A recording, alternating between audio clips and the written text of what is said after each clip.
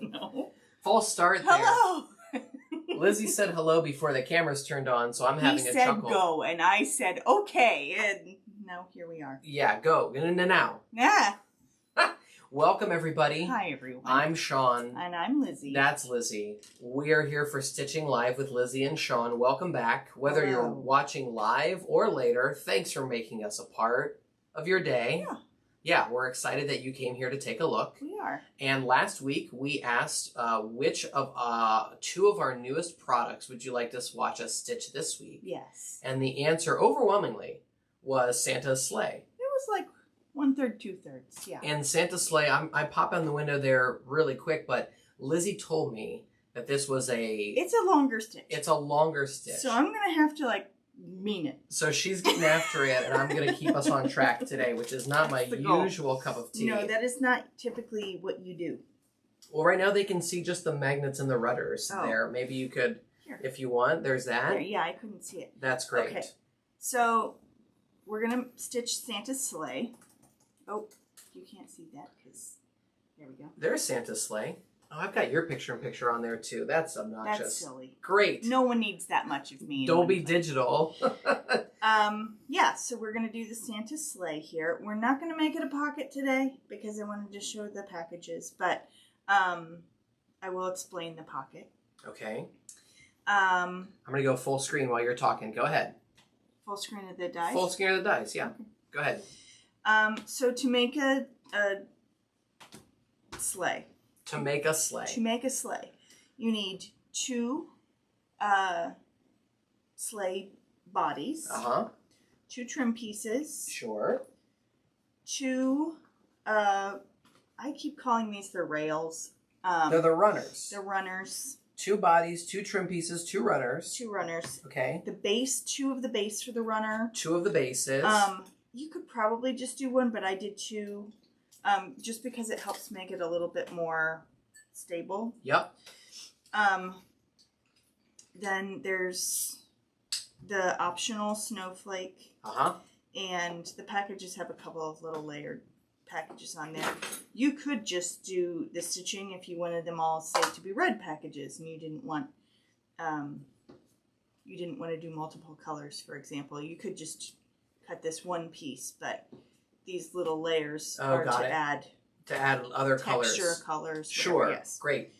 Great. So they could be brown paper packages tied up with strings. Precise. They could be a single color, a single massing of packages. Okay, let's get stitching. Okay, let's get stitching. That was great. We introduced that whole thing there in only about 3 minutes. Woo! So we're good to go there. Great. Okay, so for starters. Yes? I've got my sleigh. Where's my other sleigh piece? You've got to be joking. What other sleigh piece are you talking about? It's red. It has a snowflake stitched on it. I haven't touched any of that. You've got to be kidding. I wouldn't kid you about something like that. I brought all this stuff over yesterday, so this exact thing would not happen. Well, where did you pile up all the items that you were cleaning off the table? Piled them right here. There were items that you were cleaning off the table. There were. And there was also a Louis yesterday, so who knows where it is. Oh, boy. Okay, so that's my job right now. Let me just turn off my camera so people don't see me moving and shaking here.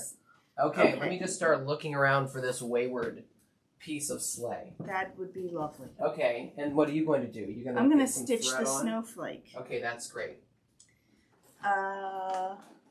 Is it not on the floor somewhere? You stitch. I'm doing that job. I have already found it. Oh, thank you. Yes. You have one job today. I have one job. All right. So yes, that's the back of it though. So I did the back of the sleigh yesterday. Oh boy. So we would have a little extra time. So we're just going to do this snowflake here. Don't worry, everybody. I'm back. It's a very small studio. Indeed. Well, the room itself isn't so small. It's just that we've got a lot of other things in here. As many of you noticed last week on our live, that piles of clean laundry and such. Oh yeah, if you didn't catch the live last week and you want to know what goes on behind the scenes, it's chaos. Or you just want to know what the behind the scenes looks like. It looks like Lizzie needs to do some putting away of laundry. It's all clean. I tried to hire a college student this summer to help with that, and we haven't done it yet. So, anyway. Anywho, All right, so I've got my 3 strands of thread, and I'm going to thread my needle. So the first thing you're doing is you're going to stitch a little snowflake. Yeah, I'm just doing the snowflake to start with. Exactly like the one that we see on the screen there. Precisely. Okay, I don't know if I should zoom it in further. Go ahead, you grab what you're up to there. Okay, so I start coming through the center. Uh-huh. And I'm going to leave a tail on the back, and I stitch up. Yeah, it's as tight as it's going to get. Okay. That's fine. I stitch up the arm. Up the arm of the snowflake. Of the snowflake. This is a running stitch. True crime Tracy's in the house. There we go. Woo. All right. So then on the way back, I do the little side arm detaily. The branches of the snowflake? Yes. Okay, so you go up to the end, and then on the way back, you work on the little branches. I do the little branchy guys. We've had a little bit of snowflake talk in the house lately. Yes? Yeah, we've been talking about crystals. Oh, that's true. Yes, we have had a lot of We've been talking about rocks and minerals. Tilly's got a thing for rocks and minerals. And so rocks and minerals lead to conversation about crystals, because if you want to know what a mineral is, fundamentally it's about crystals. Because minerals... Hold on a second. Oh, yeah, go ahead. So once you get back to the center... Uh-huh. Am I on the screen? You're doing okay. Once you get back to the center, you're just going to come to the next arm, and then just keep going. I go counterclockwise, but you can go clockwise. It doesn't really matter. You're just going to keep going, keep stitching, because then eventually when you get back to the beginning, you can tie off your 2 tails, and you don't have to be tying off each individual arm. I love it. That is music to my snowflake-covered ears. Sure. Yeah. Anyway. Snowflakes. Oh, that's okay. We've had a talk about snowflake, and then was it last night or 2 nights ago? You were saying that you wanted to do some paper snowflake cutouts this year. Yeah, I want to do the coffee filter cutouts. And you explicitly said out of coffee filters. Yes. To which my brain thought, well, we don't have any coffee filters. I'm sorry. Is the $2 it's going to cost to buy coffee filters really going to hang you up on this one? I have no idea. It shouldn't. Oh, okay. Okay. All right. See here, I'm just going to keep going around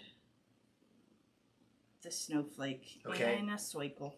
It comes together really quickly, and you're just running stitching this whole thing. Yeah, I'm just running stitch. On this design, they don't think there's anything that is not a running stitch. And this would be a time where one could use a little sparkly thread if one wanted to. Yes. Or you could get crazy. And one did on this one. Great. There's 1 strand of sparkle thread. And 2 strands of cotton. I could even imagine mixing in two strands of white and maybe 1 strand of an icy blue or something. Yeah, for sure. You know what I mean? Yeah. A little variety in the snowflake. Variety. Because the snowflake is made of crystals. Indeed. And the crystals are going to be treating light differently. Absolutely. As they twirl and fall to the ground. There's an iridescent thread, I believe. Hey, that Randy, would be really pretty. Randy Jones says she has some coffee filters. Oh, good. And then she put an ellipses at the end of that. As one does. Okay, great. Yeah, so the DMC does they do a couple of different colors of silver. The silver we sell is my favorite silver, but they do a couple of different colors of silver. Then they have one that's glow in the dark that I really want to use for something. So if you see that coming to the store soon, it's mostly just because I liked the thread and I had to come up with the product to go with it. The sleigh can be die cut without the snowflake. Yeah. It can be done without the snowflake. Or you could put any number of things, like our accessory alphabet would fit right in there, wouldn't it? Yeah, and this Enjoy is from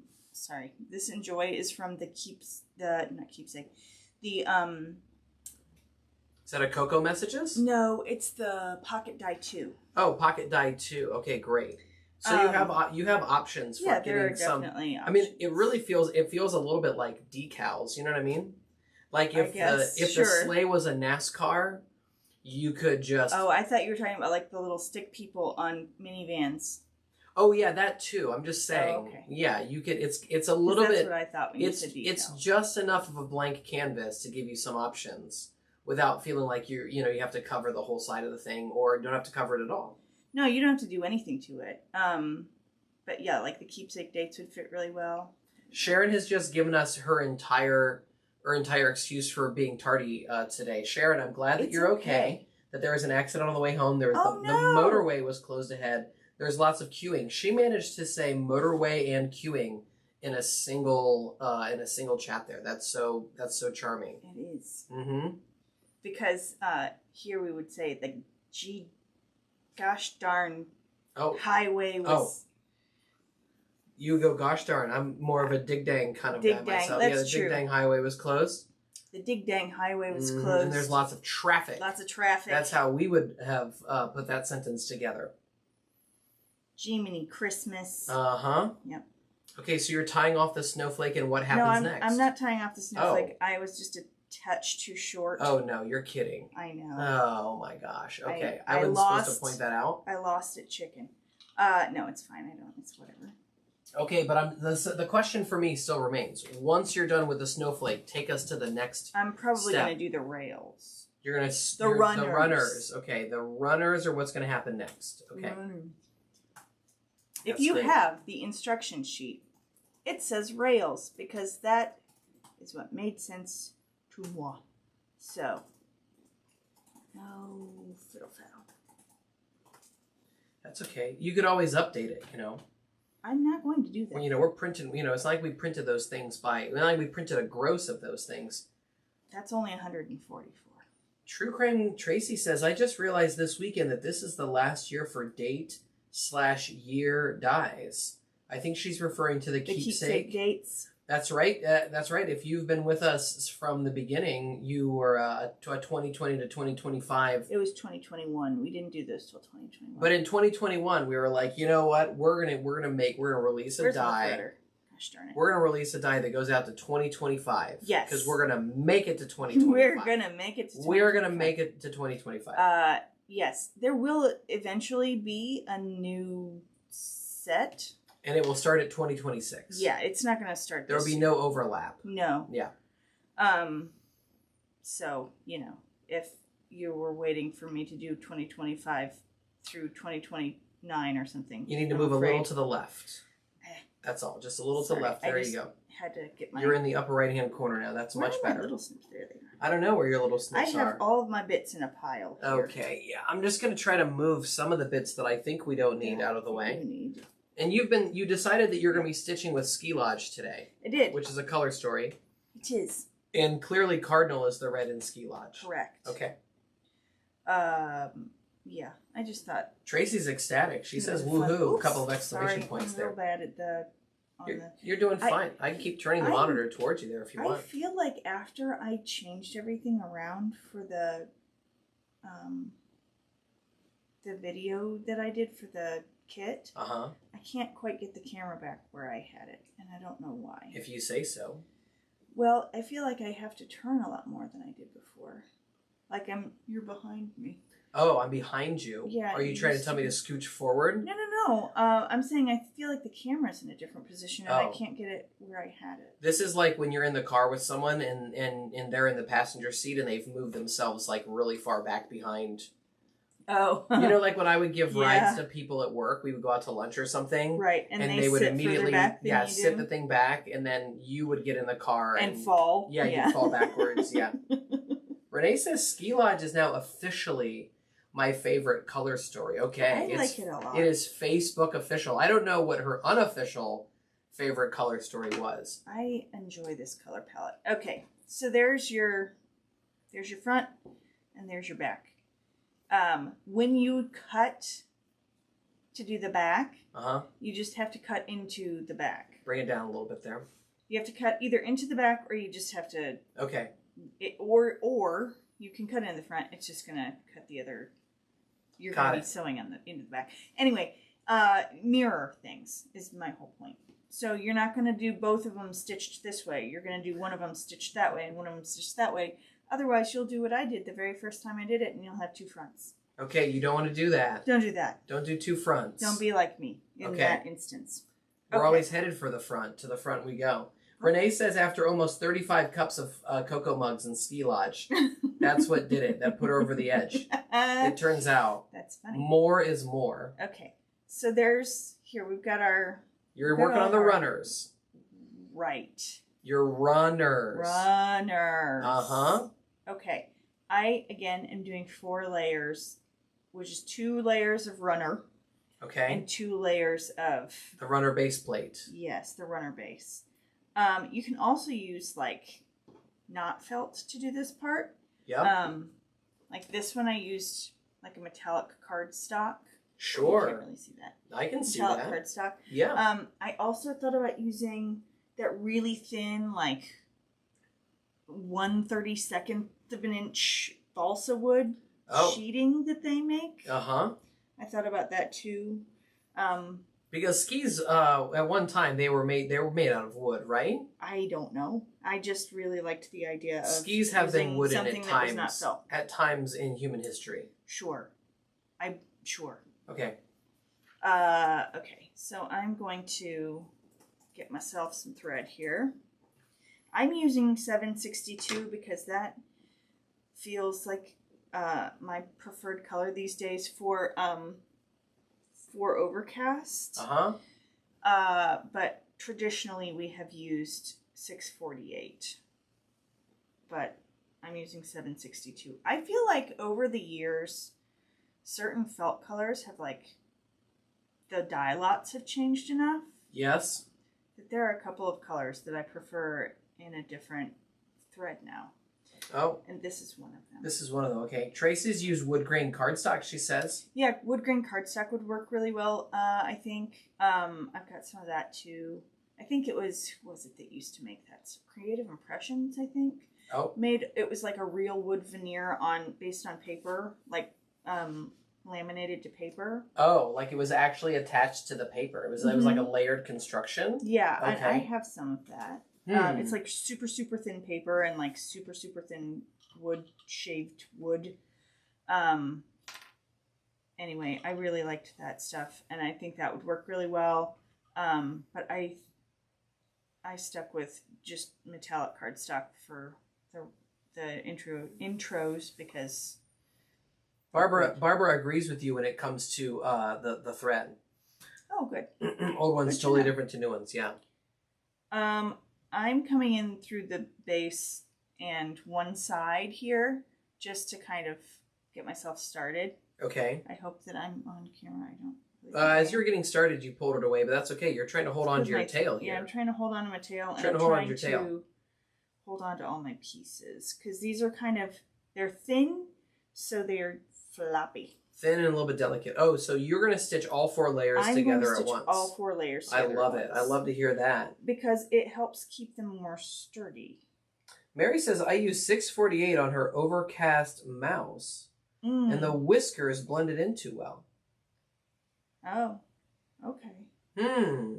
It's funny because it's like I said, sometimes colors, I mean, when I first started doing this, 648 looked great with overcast, but I feel like the original overcast was a little more yellow in tone than the stuff we've been getting lately. It had more of a yellow undertone than... Anyway, so... Alright, so now I'm trying to stitch through all 4 layers successfully, which...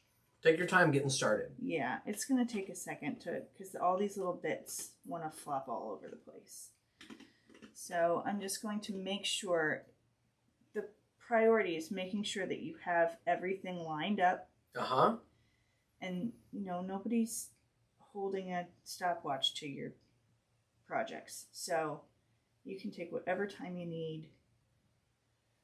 To make sure, especially the first few holes. Yeah, to get the first few holes that you're in the right aligned. place. And once you've gotten a line there, then you can just start, cruising. Then it helps a lot, yeah. Getting back to the podcast, you know what I mean?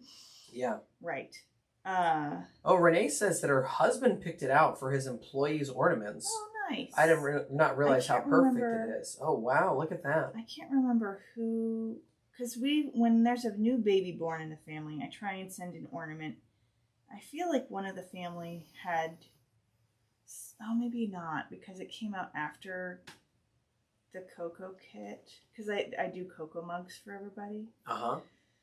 And I thought I had used it, maybe I hadn't. I just love... each family has their own color palette. I just have a vision in my head of like Renee handing her husband the phone or the iPad or turning the laptop and saying, "You pick. Get over here and pick one of these color stories." And then he's like, "What's a color story?" Well, sir. Well, let me tell you.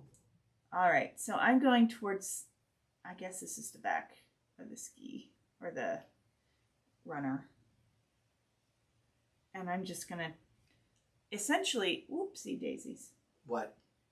I got my runner caught in my thread there. Oh boy. You're going to go to the end and back. So this part will be done. Okay. And then you're going to go back towards the front. And then you'll do, so yeah, you're doubling back. I think I see what you're trying to say there, Sean. Kind of in sections, but not really. You started in the upper corner. Correct? I started on the right here. Up here. Up at the... Yeah. So you started at the front axle where it would attach to the body of the sleigh. I think it's the back, but yes. Okay, and then you're stitching... You started from where the rails would be attaching to the sleigh, and you're going towards one end of the rails. And then I'm doubling back. Then you're going to double back and go all the way to the back of the rail, and then work your way back up to where it attaches to the sleigh again. Correct. Okay, perfect. Renee's laughing. That's exactly what I did. If I'm stitching these things for you, you better get over here and tell me what colors you want. That's pretty much how that works, isn't it? That's pretty much how that works, yep. Okay. Once you get everything lined up and you really start going, oh, I skipped a hole. Oh boy, now we have to decide what we're going to do. I was about to say, no, we don't have to decide nothing. We're just going to go fix it. Oh, okay, great. There's no decisions here. You just fix it. Yeah, you were just about to say, once you get to a certain point, you start cruising. And we're just not quite at that point yet. And then I found out that I goofed. Yeah. Yeah. That. Here we go. Oh, come on. Get through there. Come on. There. Okay. There we go. We're back. Back in action. I'm just reading about the song Sleigh Ride because I've been thinking about this a lot. I've been thinking about the sleigh a lot. Okay. Like about my sleigh or sleighs in general? I've been thinking about sleighs in general of course you have. An awful lot. And anybody in the chat who's here now is welcome to think about sleighs with me for just a second. I can only imagine where this is going. I just learned that the song Sleigh Ride was written in 1948. Sure. First performed by the Boston Pops Orchestra. It was composed by Leroy Anderson, right? Sure. And then there weren't words until 1950 when this other bloke came along and wrote some words for it, right? And then the Ronettes, they covered it, and I think that's where it really blew up, right? 1963. Well, they're awesome. Phil Spector, yes, it's their second highest charting song behind what? I think it's the first song on my personal holiday playlist. Okay, well, the Ronettes, their biggest hit of all time is "Be My Baby," of course. Oh, sure. And then next up is this one.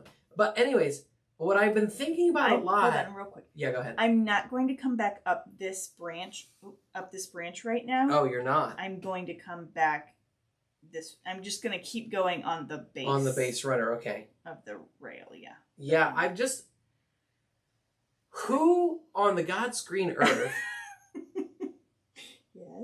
grew up riding in a horse-drawn sleigh with bells and stuff? I think the fact that we're in Ohio, really, you're showing your Ohio. What you're trying to convince me is that in the 40s, Mr. Leroy Anderson, who maybe Leroy was like 40, 50, 30 when he wrote the song. Right? I think that there are sincerely places where it is truly the easiest way to get around when it's snowy. I don't think. No, I disagree. In 2025, that's where you're starting the conversation. In 2025, I'm saying at some point in time, it was likely the case that, like, nah, man, this is truly the easiest way to get around. So I'm thinking of, like, upstate Minnesota. Like my boy, but yeah, that's the whole premise is like my boy Leroy. Your boy Leroy. If he was born, let's say in 1900, right? I mean, I guess I could find out when he was born because I could click on the hyperlink. For his name. I was going to say you're on Wikipedia. Okay, so he was born in 1908, so he was 40 years old. He was our age when he wrote this song, right? Yeah. So you're saying when he was like 10 in like 1918. This to me feels like the writing of the sleigh was so prevalent that he had to write a song about it 30 years later? No, I'm saying that, like, perhaps it was a beloved childhood memory. Because, like, we've talked about this a lot lately, about how, like, when we were kids, the electric bicycle would have been, like, completely ridiculous. And now it's, like, a thing, right? So you think Leroy had what, just like the rest of us? I think he had nostalgic feelings for this mode of transport. Okay, but you're saying it could have been a one-off thing for him. Like, in my head, it's like the sleigh ride's such a big deal. Like, people just be riding sleighs everywhere all the time, and that's why we're thinking of it. I think but you're times... saying, nah, I don't know about that. I don't think there was ever a time when it was just like sleighing all day. Just all day long. Just back and forth, you know, hardware store, over the river makers. And through the woods, bro. Oh, boy, I don't know. I don't know about this at all. But I've never thought of it. What you're saying is that Leroy's just like us. He went to the mall that one time and his parents finally said, okay, fine, we'll go on the horse-drawn whatever this thing is. Right? Like, I'm going to shell out the money for I do not think this is a Tilly in the train situation. I don't know. Anyways, I think about this a lot. I can tell. Because the sleigh is like such a ubiquitous thing at Christmas time. Yes. And it's like, when were we really just... Santa Claus, man. When were we just sleighing everywhere? You know what I mean? Just like here and there and everywhere. First of all, you would never have been sleighing anywhere because you lived in the city. I did not live in the city. What are you talking about? I lived in a village. You lived in town, though. You know where I'm from. I do.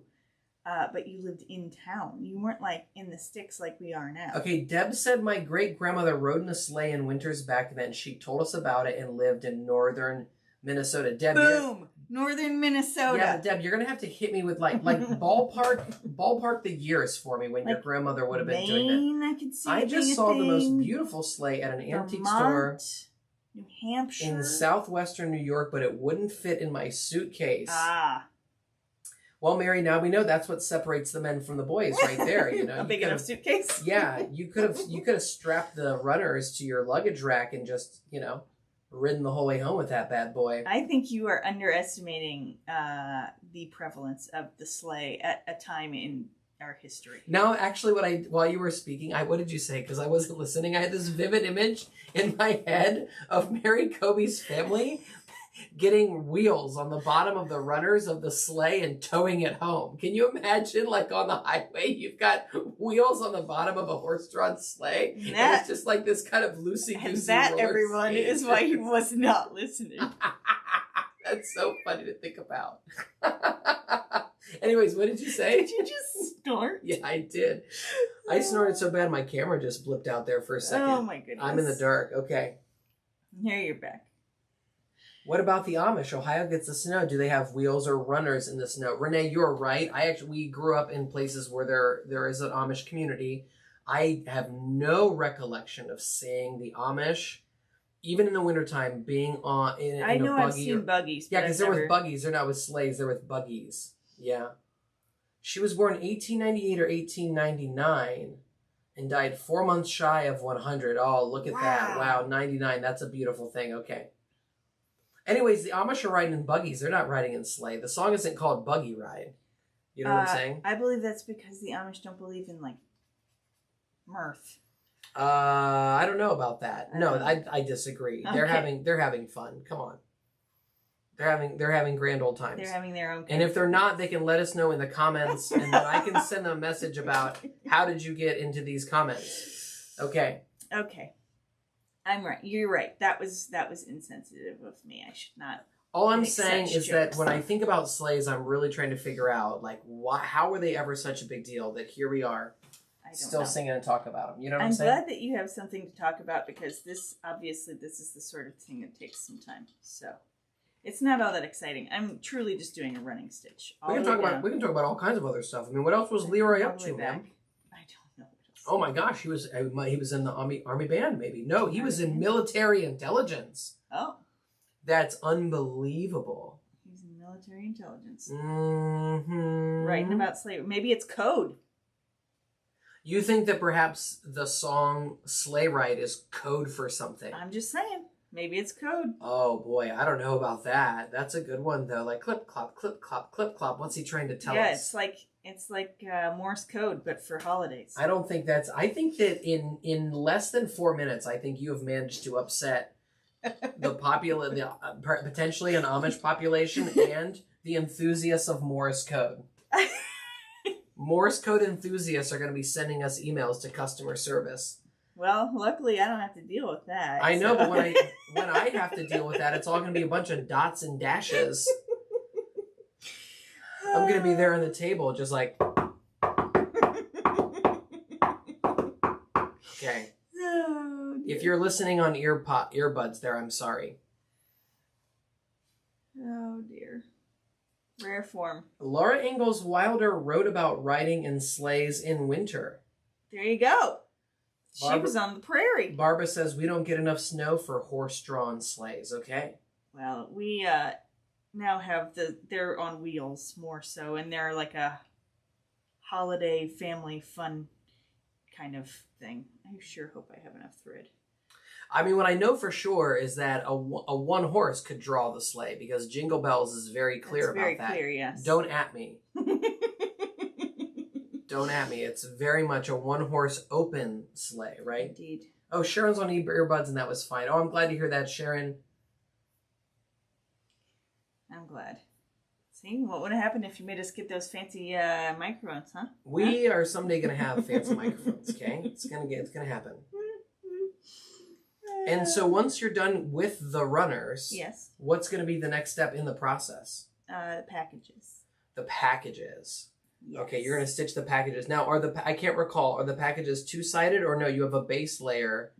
They are two-sided. They are two-sided? Yes. Okay, so you don't have like You could have gone with one base layer and stuff on each side. And then put the packages on top of those. But no, you could do that if you wanted to. Because there's stitching holes along the outside of the package. And I wanted it to... Yeah, of course. That's great. Okay. Everyone in the chat knows that I do not know how these products are constructed. Everyone knows. Like I'm here, I see them get designed, I package them. It's 3D chess, I stuff them, you know, I do printing stuff for them, but I do not, until we're in these chairs, I do not have a clue how these things come together. 3D chess. Just sitting in my chair in my studio with a scowl on my face until I figure it out. Oh, son of a gun. Son of a gun. I think we might be a little bit short on that string. Like how it got shorter than the other ones. I'm not 100% sure, but we're going to do our best here. Now I wonder if, so my guy Leroy, he was born in Massachusetts and passed away in Connecticut, right? So Massachusetts, I would think that they have enough snow to warrant horse-drawn carriages. Because, like, I have seen what happens to Boston, yo. Now, we'll see, I went to look at the lyrics because, you know, he's thinking, you know, he wrote it without any lyrics, right? Right. And now he's going to have to get somebody around to put some lyrics to it. This guy, Mitchell Parrish, okay? Mitchell Parrish was born on my birthday, on my date of birth in 1900. Wow. In Lithuania. Whoa.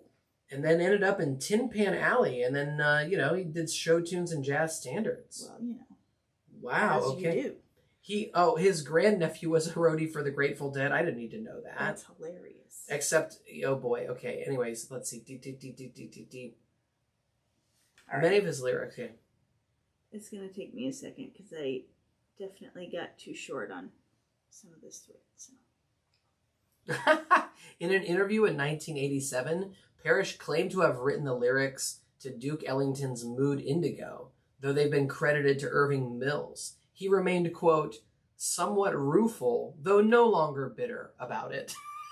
I feel like if he was actually not bitter, we would not be hearing about it now. After he finished the quote, he pulled off his glove and slapped the interviewer in the face. No. Sean Jones.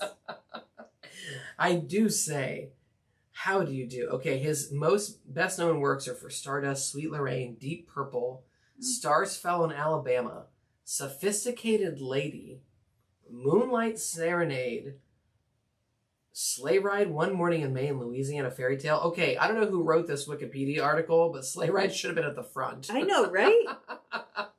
Like, I don't think you even noted any of those earlier songs. I'm sorry, I wasn't really paying attention. Stardust? I'm trying to fix my...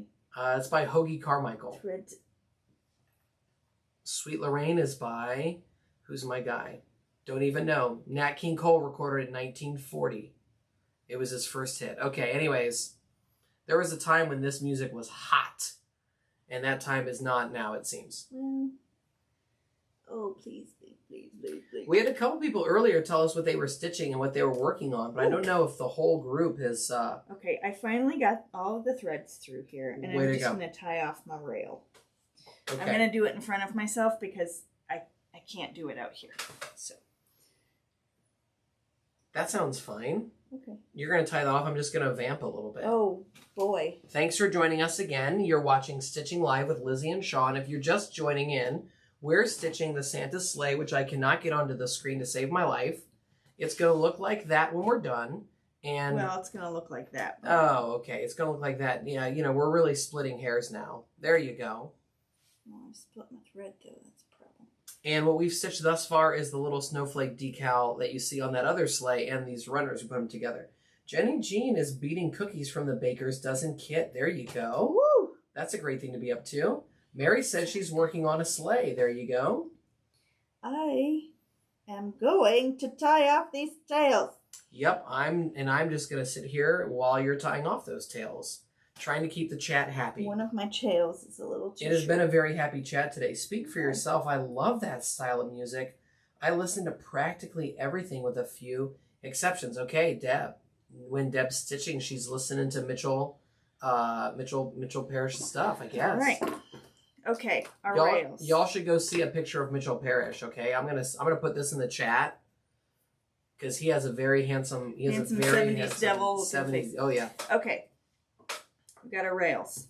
They're or runners, whatever. Yeah. You get the point. All right. Take a look at Mitchell and then tell me what you think. Now what? I'm going to sew on my packages. Here we go. So you have a couple of different packages, correct? Yes. This is the back. This is the back of everything. Uh-huh. Because I had to do it mirrored, right? So you've already stitched the back. I've stitched the back. Okay, so there is one layer that's the blue from Ski Lodge, which I believe is Sea Spray? Yes. Okay, so we have Sea Spray as the base layer. Correct. That looks like wintergreen. Pistachio? Pistachio. Okay. I am seeing it through a camera after all. Well, sure. It's not right next to you. And then Tundra? No. Yes. Tundra, okay. Tundra's not in, specifically in... Oh, snap. Okay. No, just keep going. Tundra's not in the color story, but here we are using it nonetheless. I'm just kidding. Go on. Oh, I thought you were... No, nothing's wrong. Okay. So I'm going to start not on the row, but the one above the row, and then down towards the row, and then back up. That way my knot is inside the packages, not on the edge there. And I'm just going to sew around the perimeter of the package, this center package. Now, if you sew through here, you've got your all of your packages stacked up like they're supposed to be. You won't need pistachio thread at first. In this example, you'll just go through the pistachio holes and the Tundra holes with the white thread. So the first thread you've got is Tundra. Yes. And you're stitching the Tundra on top of the pistachio on top of the Sea Spray. Correct. That's what we're doing. Sorry, I was typing while you were doing that. No, you're fine. I didn't explain it very well. That was helpful. Thank you. That's great. Okay. True Crime Tracy says he looks like a 70s TV show actor. Haha. Yes. Audrey's stitching a joyful rainbow that has me less than joyful at the moment. I'm sorry. She forgot to flip to the mirror image before she sewed in the bows. So now she has two front pieces. Boom, there you go. Yeah, I've done that. a few million times. Oh, Jenny says, now you have to make 2 of them, Audrey. It's true. And Barbara says she's cutting out Christmas cookies to take to the daughter-in-law's next week to teach her some stitching. Oh, fun. She's a non-crafter. It's, I think that kit in particular is a really great place to start. If you're taking her those things, Barbara, then she's going to be slouching towards crafting, okay? So be careful there. That's great. All right. I am a little short on thread, so I'm going to add another thread here to the back. Oh, so I have to talk about something else then, don't I? I'm just glad Tracy was curious enough about Mitchell to go out and take a look at this handsome devil. Look at this guy. Wow. There you go. Okay. So we're sticking with 3 strands. Sticking with 3 strands. Yes. Loosen it up a little. I don't know how the table of his his famous song lyrics was created on this website. It's not chronological. It's very confusing, but okay. Maybe based on how big a hit it was? I don't think that's it for sure. Okay, no idea. Barbara says that's what I'm hoping. Oh, she's trying to turn her into a crafter. There you go. Okay. It's fun to have crafty friends and family. All right, so we're just going to keep going all the way around the perimeter here. See, I knew Audrey was here. I knew that she was quiet, and now that I know why, it's because she's it's because she's irritated. She's muttering under her breath. Yes, I too have. Like I said, I did that with my first sleigh. I was like, oh, I just did 2 fronts. 2 fronts. Yep. And I was like, well, I'm not going to tear it out. I'll just do another one. So, all right. Around and around we go.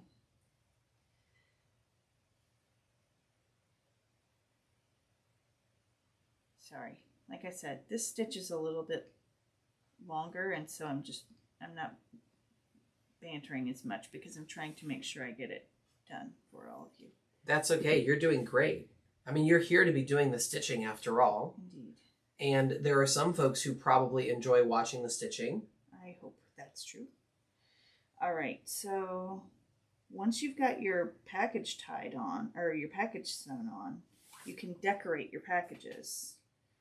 So I've done just a little bit of that on the backs here because I figure it's the back of the packages. I'm not going to do as much zhuzhing to them as I would on the front. Yep. So let's see here. We've got some red thread.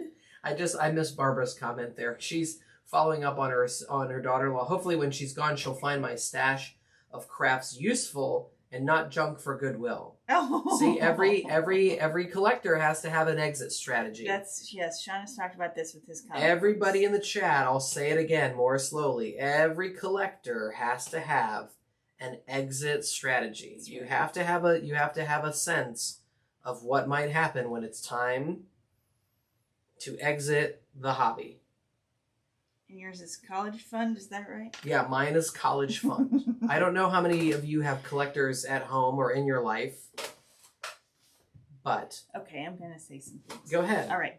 So I was leaving space for you. That's fine. I just wanted to make sure that we were on the same page. Mm-hmm. So you'll notice that I came through holes here. Yeah. Am I on? Yes. You're doing okay. I came through holes here, but it does go around the edge of the package, and this is how I do that. So I come through my hole wherever I want it to come through. I'm sorry, what are we doing here? I was listening. You had my undivided attention. I still missed what you're trying to describe. Decorating the package. We're decorating the packages. Yes. Okay.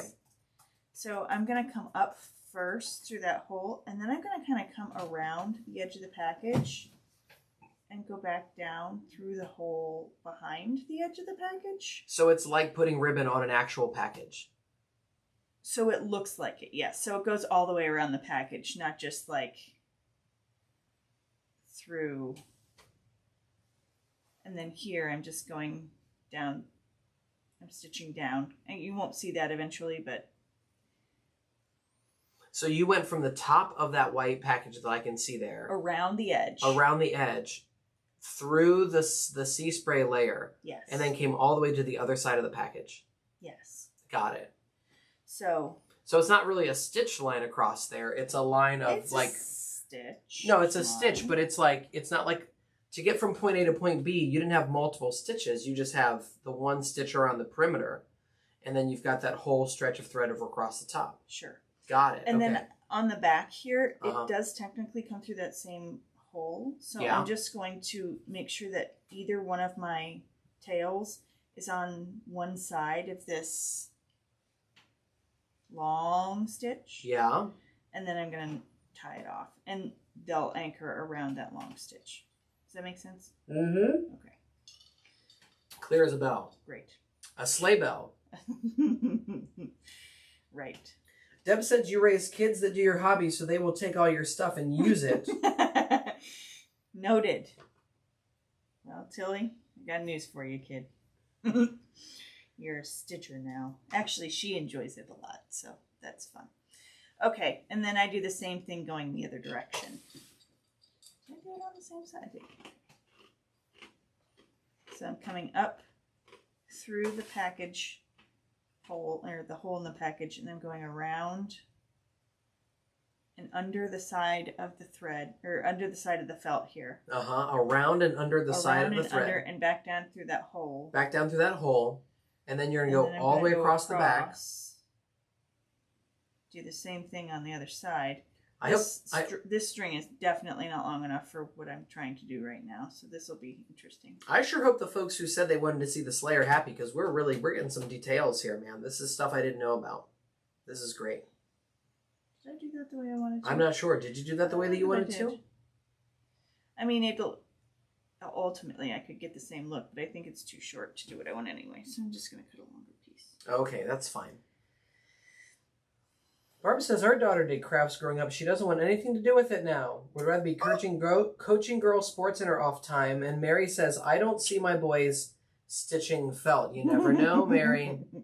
You never know. But you know your boys better than I do. That's for sure. Because I don't know them at all. At all. At all. Not even a little bit. No. And that's okay. Are those the same color thread? I have no idea if that's the same color thread or not. You think you just grabbed some... I think I just grabbed a random piece of thread, and that was not actually a color that I have on here. I think I grabbed... Okay, well, thanks for joining us, everybody. We're just going to go ahead and get started again. I think I grabbed some 892, because I was like, that doesn't look like red. That looks like pink, and in fact, 'twas pink. Oh, you mean the whole, started the whole Jim Jam we're doing all over again? So sorry. That's okay. I'm fine. I'm going to show you again. That's all. Okay. All right. Sorry, everybody. That's okay. It's supposed to look like that ultimately. We had a little pop up about our network latency there on the app, which doesn't usually happen. So I'm waiting to see if it's going to trickle down over to the YouTube here in a moment. Our power went out for like a half second this afternoon as we were eating lunch, and I just thought to myself, not today. Not today, please. Deb says, my son doesn't do any of my hobbies, but he sure loves his mom-made quilts. Ah. I can only imagine, yeah. My daughter could die cut at 4 years old. Now she doesn't craft, but there's still time to turn her. There you go. This is great. It didn't occur to me, but this is probably a ripe topic, like everybody has got people that, Tilly's been able to die cut for a couple of years now, and she enjoys that. Who knows if it'll stick, but yeah. She likes lots of things, so. This week she's at Spy Camp. Yep, this week she's at Spy Camp. And when she got home from day one of Spy Camp yesterday, yes, and I was getting her backpack emptied so I could refill it for ballet class. And I opened up one of the pockets, and there were 2 pieces of paper folded inside, and I pulled them out, pulled these tiny pieces of paper, and I unfolded them. And one of them said hawk. And one said sneaky. And the other one said sneaky. And we're like, hey, Tilly, can you come here for a second? What do these words mean to you? She was in the room like, do the words hawk and sneaky mean anything to you? And I forget what she said. She said, yeah, it's my code name. And then she turned she just walked out of the room. Just so sassy. It was real funny. Yeah. So Sneaky Hawk, I guess. Sneaky Hawk is her code name. I don't know what happens if I just start calling her Hawk. She'd ask you where the Sneaky is. Like if she comes home today and I'm like, what's up, Hawk? She would remind you that Sneaky was part of the name. I don't know. That is 100% what would happen. It was 2 separate pieces of paper. I know. I think they were supposed to pick one that was like an adjective and one that was like a noun, and I think that is what happened there. Oh, you think that the process of devising code names was some kind of Mad Libs situation? I do. Okay. It wasn't her handwriting. It was somebody else's handwriting. Have you ever thought about a pashta Mad Lib? I'm sorry. What? You heard me. I didn't stutter. Have you ever thought about a pashta Mad Lib? I do believe it is safe to say that that has not crossed my mind. Okay. Okay. Somebody in the chat, hit me with an adverb.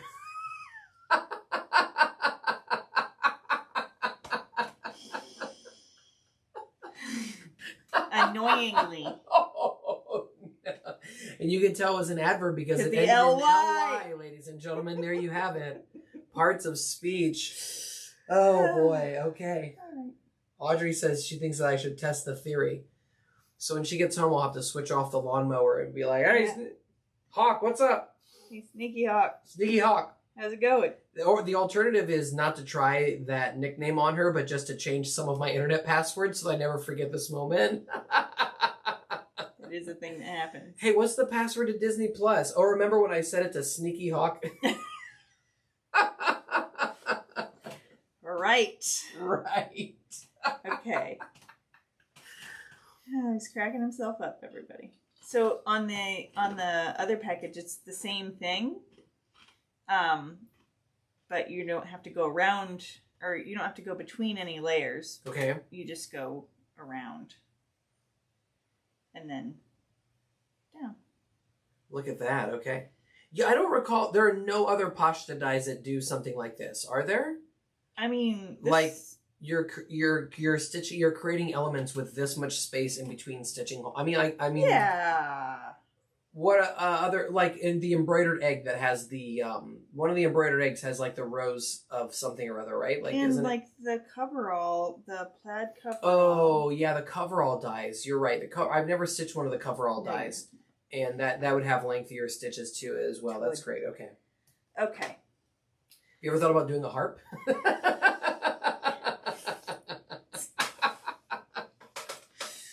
What did you have for lunch? I had the regular for lunch.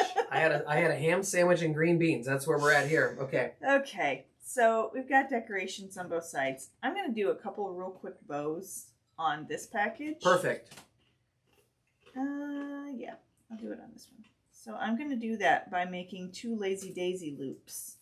So you're just going to come up through, and since they don't have stitching holes here for the lazy daisy, yeah, it'll hold its shape a little bit more than it does with the holes, because oh dear, don't pull all the way through. Don't pull all the way through. Haha. Oh yeah, look at that. You almost got the loop through before you had your anchor stitch in there, huh? Yeah, I gotta get my anchor stitch in there. All right, so a little lazy daisy action to get your bows looking like bows there. Nice. Yeah. Where are my tails? I don't know. I think it's right here. Yeah, it is. Did I actually show that on camera or no? I can't tell. Show it. No, that was mostly at the very end. It sort of drifted to the south there. Sorry. That's okay. So anyway, you're just going to do lazy daisy stitch. And you can try and like fluff it out a little bit. Okay. So that it looks more like has a little bit of texture to it. Well, that just so it looks more like a bow. But I had accidentally pulled too much of my thread through when I almost lost my... There we go. Like that. And then you just hold it. There while you're trying to stitch it back down again. Okay. And then I'm going to do that on the other side with a different piece of thread, because that one is very short. A different piece of thread that is the correct color, ideally. There you go. Yeah, although I suppose you could also, you could use multicolored thread for some strands here too. Yeah. If you really want to amp up the ribbon side of things. So smart to use lazy daisy stitches. I used hemp twine for my bows because it's stiffer than thread and it holds the loops better. Yes. You could use like that was from Audrey, by the way. Audrey with the good ideas there. Yeah. There's also like little bows in like the festive wreath and the ribboned heart. You could add those to the packages if you wanted to. All kinds of ways to trim up your package. Yeah. Or, and I'm going to show this here in a second. It didn't quite go as nice as I wanted it to. There we go. That's better. You could use some sequins. Sequins works there too. So I'm going to add a couple of sequins here after I do the other side of this bow. I'm trying to think if there is anything in the Pashta catalog that could be used to insert a Grinch into that sleigh. Is what I'm thinking about right now. Like, what? Could you take like the body of the turkey and die cut it in gecko and like make it look like you had a Grinch in your sleigh? That's what I'm wondering about. Perhaps. Is this something that's not crossed your mind yet? It had not. No, you hadn't thought about that? No. I must find a way to keep Christmas from coming. French knots for polka dots would be cute too. French knots for polka dots would be cute. But I can't do those yet. That's an aspirational French knot from Audrey there. You could do stripes just by, stitching on stripes. You could do little starbursts. I've done little starbursts on projects before, which is just like 1 or 2 strands, and you make like a little star. How many people in the chat know how to French knot? That's what I want to know. I feel like the French knot is really like it's a very divisive. It can be very difficult, especially if you are left-handed. It's a very divisive skill set. If you can French knot, let me hear it. In my head, I feel like I have an answer as to who. Like I had 2 lists. That episode of The Office with James Spader where he had the names of everybody on the office in 2 different columns. Maybe it wasn't good workers and bad workers. It was French knotters and non-French knotters. It wasn't good workers and bad workers. It was cool and not cool. Well, you understand. I've gotten so much better at Lazy Daisy stitching since watching you stitch, says Barbara. That's amazing. Oh, glad.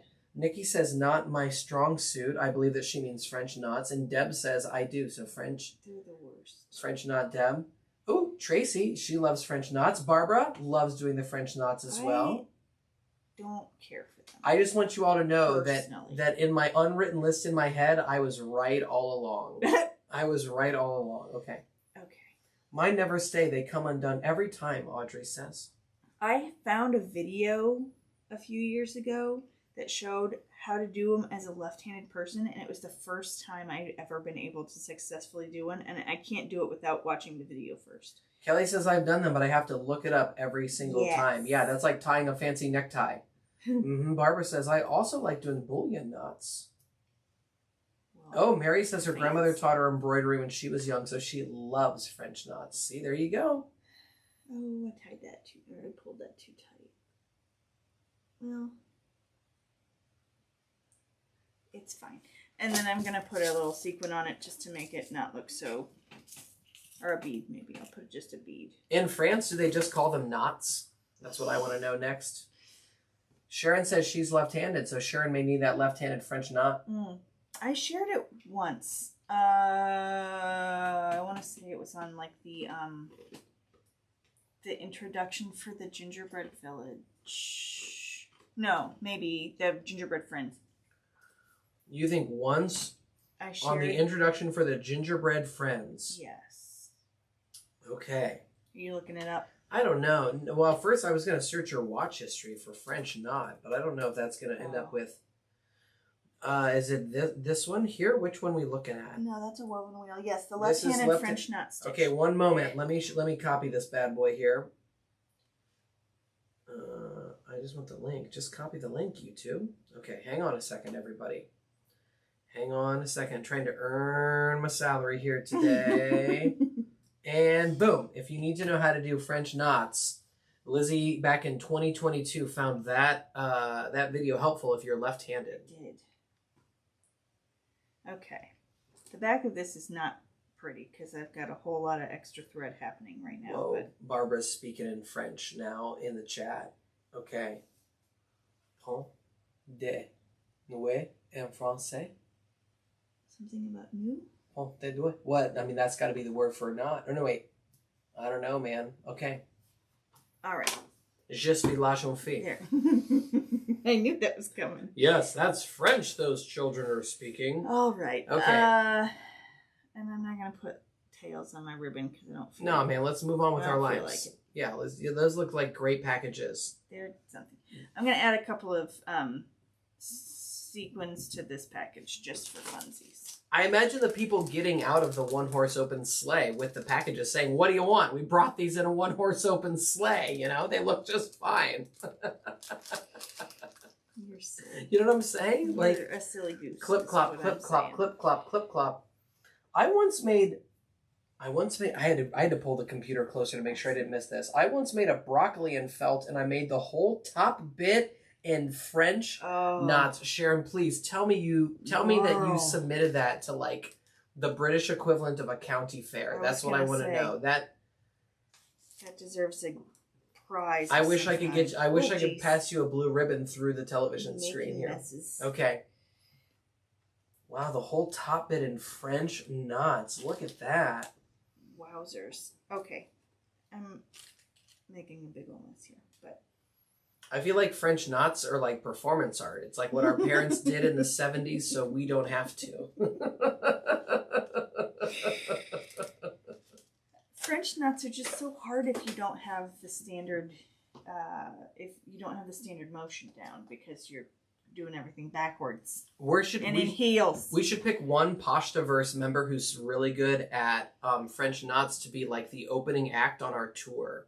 Like they just come out and do French knots to get the crowd warmed up. You may notice there are no French knots anywhere in any of my designs. They get the crowd warmed up, and then we come on stage afterwards. Yeah. You know? And all the people in the back are like, "Yeah, the opening act. They were okay. They were fine. I never heard them before." But they did amazing French knots. Okay, so I'm going to come up through my sequin.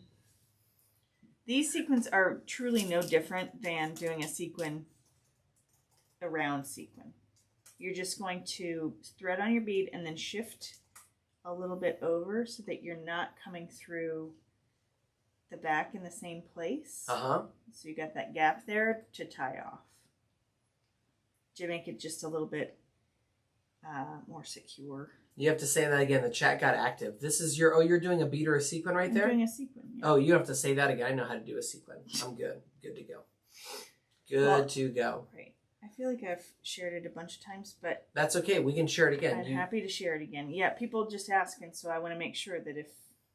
What color of sequin and bead did you use there when you did that? I just used a snowflake sequin. Oh, this is I've never seen a snowflake sequin before. Oh. I've never been around for this. Okay, I'm going to stop talking. It's the same process. Do you have to put a bead on the top of it? Yes. Okay, so you came up through the bottom. Yes. And then you went through the center of your snowflake sequin. Yes. Then you added a bead. Yes. But you're not using a beading needle, I noticed. No, because I'm using my my narrower eyed. And then you're going back through the center of the sequin. Mm-hmm. You're not like me going around the outside of the sequin like some... No. Okay. And then I'm going to tie it off. And then you're going to tie that off. Okay. Yep. It's the same exact process as a circular sequin or like a round sequin. It's just snowflakey. Barbara Beck hit us with the Welsh for French knots, not just the French for French knots, which is awesome. Cool. It's CWLWM is the first word. God, I love that language. And then Sharon. Yeah, I was going to say, Sean's family is somewhere in there. They are Welsh. But my family is not. So. Sharon says she's happy to be the French knot opener on the UK leg of the tour. Nice. And then Barbara just said a lot of her beautiful bells have French knots because she was on holiday without her beads. Oh. There you go. That is a great use of That's right. a French knot. Okay. I may not build it in anywhere, but you are always, always more than welcome to embellish in whatever way makes you happiest. Join us next time on Stitching with Lizzie and Sean, where Sean learns how to French knot. I don't know who's teaching you. That could be an awesome episode. Everybody in the chat is going to teach me one step at a time. So we're gonna go live. It's just gonna be me sitting in front of the screen with a blank stare on my face. Maybe a panel, one of our felt panels, and then people in the chat can just type me instruction by instruction. Sheet, one of the felt sheets. Yeah, well, I follow along. I'm just gonna add another bead here because I feel like it needs it. Okay, so one more bead is what you're adding, and then we think we're gonna move on to the next step. Yes, then we are going to move on to the next step. Okay. Sorry, what time is it? Do you want to know? It's 2:04. Okay. Whoa, jinx, owe me a Boylan's there. I had to look for myself. Okay, great. All right. My Christmas puddings have French knots holding the berries on. Oh. There you go, man. Sharon, I tell you what, Sharon loves French knots on food. That's what she likes. Broccoli and figgy puddings and anything else you got. If you've got food, I bet her popsicles have French knots on them. That's what I bet. Mm-hmm. Donuts. Bet her donuts have got French knots on them. Now it's time to stitch the two packages together. The two packages layers together. Okay. So I'm going to get some 775. And then after that, I think it's all going to come together all at once? No. Sort of. I got hit with a sort of. Okay. Bro? What, bro? Don't rush me. Don't bro me if you don't know me, okay? I do know you. Oh, okay. Got it. Are you measuring your thread here? You know what? Because we've had a couple of thread measuring mishaps today. I was going through like 5 layers of felt. You snipped it anyways. You could have just pulled a little bit extra off. I did pull a little extra off. I'll be the judge of that. You know what? I need my water. It's too far away. Where is it? Right there. Oh, you're kidding me. Hang on, everybody. I've got to... No, I can do it. No, you can't. You're going to knock something over. Stop it. Please stop. Oh, boy. I'll be right back, everybody. Oh, my gosh. I'm the water boy now. It's just too far away from me. Oh, my gosh. Okay. Here I go. Listen, I know how silly it is. Do you have any idea how thirsty I am? I waited that long. Oh, no, I don't know. You could have told me that earlier there. Okay. Whew. All right. Here we go. Who was it? I know who it was. Said that we're very, we're relatable on camera. This is real. You're saying, that we're relatable. Yeah. I don't know. You think anybody in the chat here has ever been thirsty before? Couldn't reach their water bottle?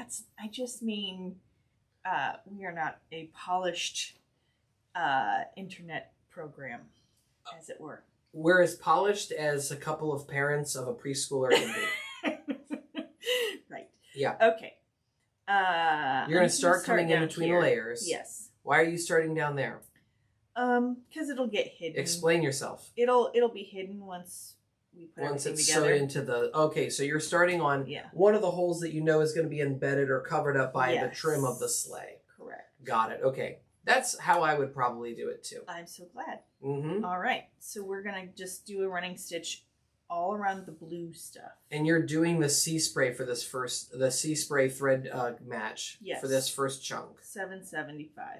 Hello, Leslie and Lily just joined us. That's awesome. Hello. Thanks for being here, y'all. Thanks for being here. If you're here, I hope that you can also hear those sleigh bells ringling, jing, jing, tingling too. Now, I think I'm noticing on that edge of the packages. What edge of what packages? On the bottom edge of the packages, there's that double dot. Correct. It's a double row of dots. It's a double line. You're not stitching through that part of the packages right now, or you are? No, I'm not, because that's where this comes in. Okay. So you're not actually... I was just going to ask, do you have to stitch only in the top ones or just in the bottom ones? And you're like, that's irrelevant for where we are right now.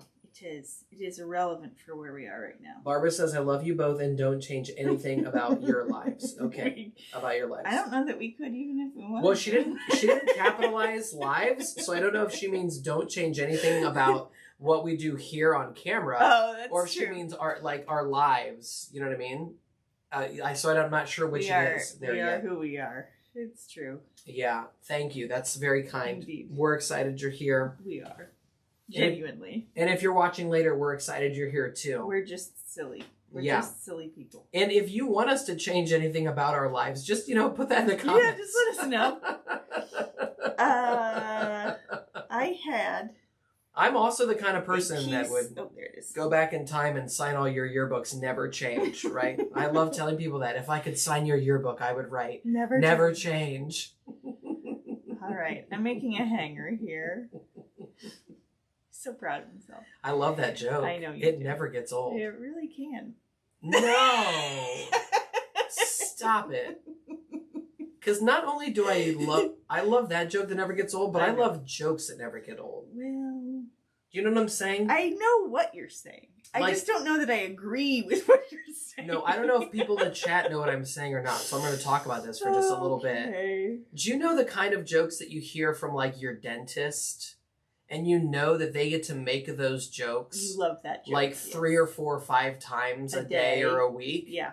And they can just keep doing it and it always lands because they're telling it to somebody new, but it's like it's totally appropriate all the time. But it's not actually new. It's just that it's new to that person. Yeah, I love those jokes. I know you those do. Are some of my favorite. When you hear one of those and it rings in your head. Here, I'm just gonna interrupt for a second to say something relevant. Go ahead. I'm going to come between the layers here. Uh-huh. And I'm gonna sew through my loop. Whoa. To make sure that I'm getting my loop anchored in. You're anchoring in the hanger, the crochet thread hanger for this. Yes. And you're making sure that you're sewing through the loop. Through the loop. Whoopsie. That's right. I pulled too tight there for a second. But yes, I pulled through the loop. So it's sewn through the center. There you go. Sorry. Continue. No. I honestly poetic about No. I'm actually just sitting here in the satisfaction of thinking about those kinds of jokes. They really are. They're magical to me. I know. Yeah. Deb's dad's favorite joke is, I got all my hairs cut. There you go. Yeah. Did you get your hair cut? Nope, got all of them. No, I got all my hairs cut, man. If you wanted to make sure that the packages were rigid, you could always add like a piece of chipboard or something inside. I'm not going to bother because I think that they stand up just fine on their own, especially with the multiple layers here. Come on now. I was just thinking, like, you could take little pieces of foil and ball them up and like make little bulgy packages. You know what I mean? Like little, or you could use, like stuffing. Stuffing works too, but I was looking for something that would be a little bit more, firm or stiff.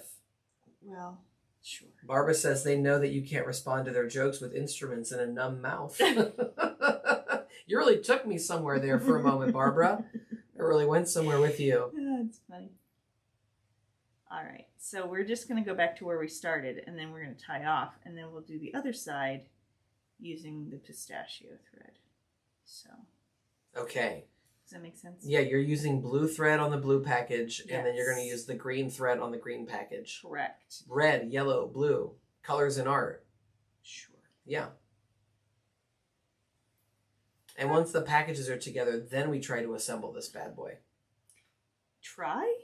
Yeah, try. There is no try. Oh, there's only do here? Only boy. do. Here we go. Well, Now everybody who's a Star Wars nerd is going to get going here. You're going to get them started up. You're going to get them warmed up here. I figure... We're not that kind of a household. If I'm going to design things that I expect other people to be able to make, I've got to be able to show them how to do it if I offer to do so. You're doing great. So we're not going to try. We are going to succeed. Definitely going to succeed here. See, look, plenty of thread. Plenty of thread there. Yes. When you got back to the edge. Oh, you mean earlier when you were estimating and you were giving me a hard time? I was implying that you might not get there? Mm-hmm. Yes, I am calling that one back, sir. Throw it in his face, Liz. Oh, see, look, there's one person very excited about Star Wars already. Here we go. Here we go. Okay. It's fine. Star Wars is fine. Of course, Star Wars is fine. I grew up, my grandmother loved Star Wars. I'm not leaving, with that particular topic, I'm not leaving crumbs for everybody here. All right, so there's that side. And I need 369. Now I got people cracking their knuckles here in the chat. There you go. 369. That's the color match that we have for pistachio? Correct. 369, okay.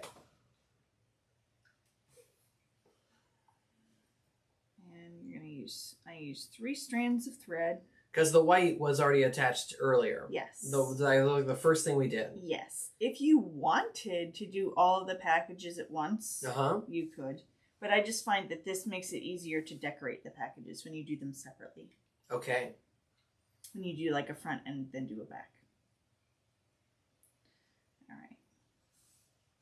What I don't know is if anybody in the chat feels as good about their gift wrapping prowess as they feel about their stitching prowess. Because I'm sitting next to somebody who takes a lot of pride in her gift wrap as well. I love gift wrap. Leslie says, these lives are so helpful to me being brand new to the craft. Thank you. You're welcome, I'm Leslie. Glad. We're glad that you find them helpful. Because honestly, we get to the end and I'm like, did we just teach anybody anything, or did we just jaw at each other? I never wonder about that. I am totally confident that we're teaching people how to do stuff. Well, I'm glad. Because sometimes I'm, like last week I felt like we got to the end and it was just chaos. Like the cat and then all the laundry piles. And there can be some chaos from now and again. It's live. This is live television, This is true. real as real can get. Never work with animals or babies. Isn't that like a show business saying? I have no idea. Is that a saying in show business? Never work with animals or babies? Yeah. And we definitely had animals on the program last week. I would love for someone to bring a different animal onto this program. Like if we had Jungle Jack Hannah showing up. I don't think Jungle Jack does appearances. You know what I mean. Yes, of course not. The cat was the highlight. Look at that. See, there you go. The kitty was pretty good. We have some people, we love to have some people who loved gift wrapping. That's great. I love wrapping presents. Liz loves wrapping presents, that's for sure. It's like maybe my favorite part of gift giving, honestly. All right. If that's the case, then let's cut that Christmas budget in half this year for the family, because the best part for you is the wrapping. Doesn't matter what's inside, man. If you love the wrapping as your favorite part, okay. It's a very close. Buying the presents is a very close second. We're gonna have to there has to be a Venn diagram of like people who like wrapping presents and pashta crafters, like pashta design crafters. That Venn diagram right now, it's just a circle. It appears to be. It's mostly a circle. I'm waiting for the one sheepish person to be like, slight oval. If you can take your packages and shove it. Somebody in this chat's a gift bag giver. We know that. There's at least one of them here. There's a gift bag giver somewhere in here. Gift bags have their place, and that's okay. There's nothing wrong with that. I'm just saying, if you wanted to speak up, you certainly can. I have shoved one stuffed animal or another into a box. Deb says, Liz's primary love language is gift giving. I do love or baking. Oh, yeah. But baking is kind of like gift giving, just with food. With food. Yeah. I do love making a cake. Sean challenged me to use the same flavors that he used on my cupcakes to make his cake. How'd I do? Sorry, you did great. Someone said ha to the gift bag giver, and that person was my mom. Sharon says me. I'm that person. Oh, Sharon of the foodie French knots does not actually like wrapping presents. Barbara says my grandma taught me to stitch 50 years ago. I've still learned from your lives, and I'm a lefty. Hey. Oh, there you go, Deb. She's a bag giver. There you go. Ha. Okay. Yep. We got our presents. Here we go. Here we are. Presents. We have our presents. Perfect. And our hanger. Because, So we have three components. If you're just joining us, what we've stitched thus far is we stitched the details onto the sleigh. That was the first step. Yes. Then we stitched the runners onto the runner base. That was the second step. Yes. And now we've stitched the packages. Yes. That was the third step. And there are... And if we're lucky, we're about to assemble all of them. In theory. Okay, yes. Great. So we've got our we've got our trim pieces. We've got our packages. And you're going to just layer all the sandwich bits together here. Okay. So we're going to have... Let me get the time code on here. Layering. Okay. Sandwiching your layers to begin assembly. Yes. Okay. And again, I know I've said this before, but every time I go to layer things on top of each other, it's as if it's the first time, and I'm doing it in front of people, and I'm going to screw up. So I'm sorry if this is a little slow as I attempt to... Mom and Sharon are going to argue over who's the gift bag giver. Gift bags are fine. I just really love wrapping. And I worked in a place when I was younger where we only were allowed to use double stick tape. And so now I'm... Oh, here we go. Don't get me started. Now I'm a double stick tape person. She's a double stick taper. That's right. And Sean will ask me at Christmas, like, where's the tape? And I'm like, it's right there. And he's like, that's not what I always wrap your presents with a double-sided tape. Since you're a double-sided... Oh, my gosh. But he does have, a special roll of single-sided tape for himself. Okay. Quick question Mary wants us to address. How is it that the pocket is different at this point in the assembly of the sleigh? Okay. So with the pocket. If you were going to do the pocket instead, now where's the example of the pocket? You've got that off camera. Right here. So you can make the sleigh without the packages, but you can use it to be a little gift card in case you're not even a gift package giver. Maybe you're a gift card giver who wants to spend 14 hours on the gift card packaging. If that's you, stay tuned. Here we go. So you're going to stitch just the top from here to here on each piece. So let me explain. Okay, I will let you explain. I've said nothing. I'm sorry. Okay, so you're going to essentially see where the pocket. What? Why are you laughing? Sharon, at the moment that I was going to shut up, Sharon says, "What's this madness with double-sided tape?" Can I play with madness? Okay, go on. Okay, so you're going to see like there's a straight edge on the sleigh. You've got straight edge. There's a straight edge, right? Okay. This edge is the straight edge. So you're essentially taking that line up and then sewing just between those two lines. To create the pocket on each piece. So then when you go to sew them together, you're going to sew everything outside of those lines. So like you're going to sew the end, and all the way around. So when you sew the pocket, you're just sewing this top edge first on both sides. I really hope this is making sense. You're just sewing like between my fingers on both pieces. And then when you go to make the actual pocket, this part will be done. So you're just going to sew the outside edges. Yes. Does that... Yeah, Mary said thanks. Does that make sense? I think everybody's getting it. Okay. Good.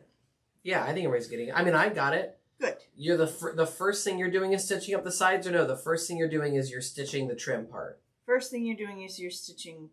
What do you mean? Right now? Me? No. When you do the gift card? Yeah, you're stitching the trim pieces and the interior. Yeah, you trim the body. Yeah. Yes. Got it. Okay. Okay. Clear as mud.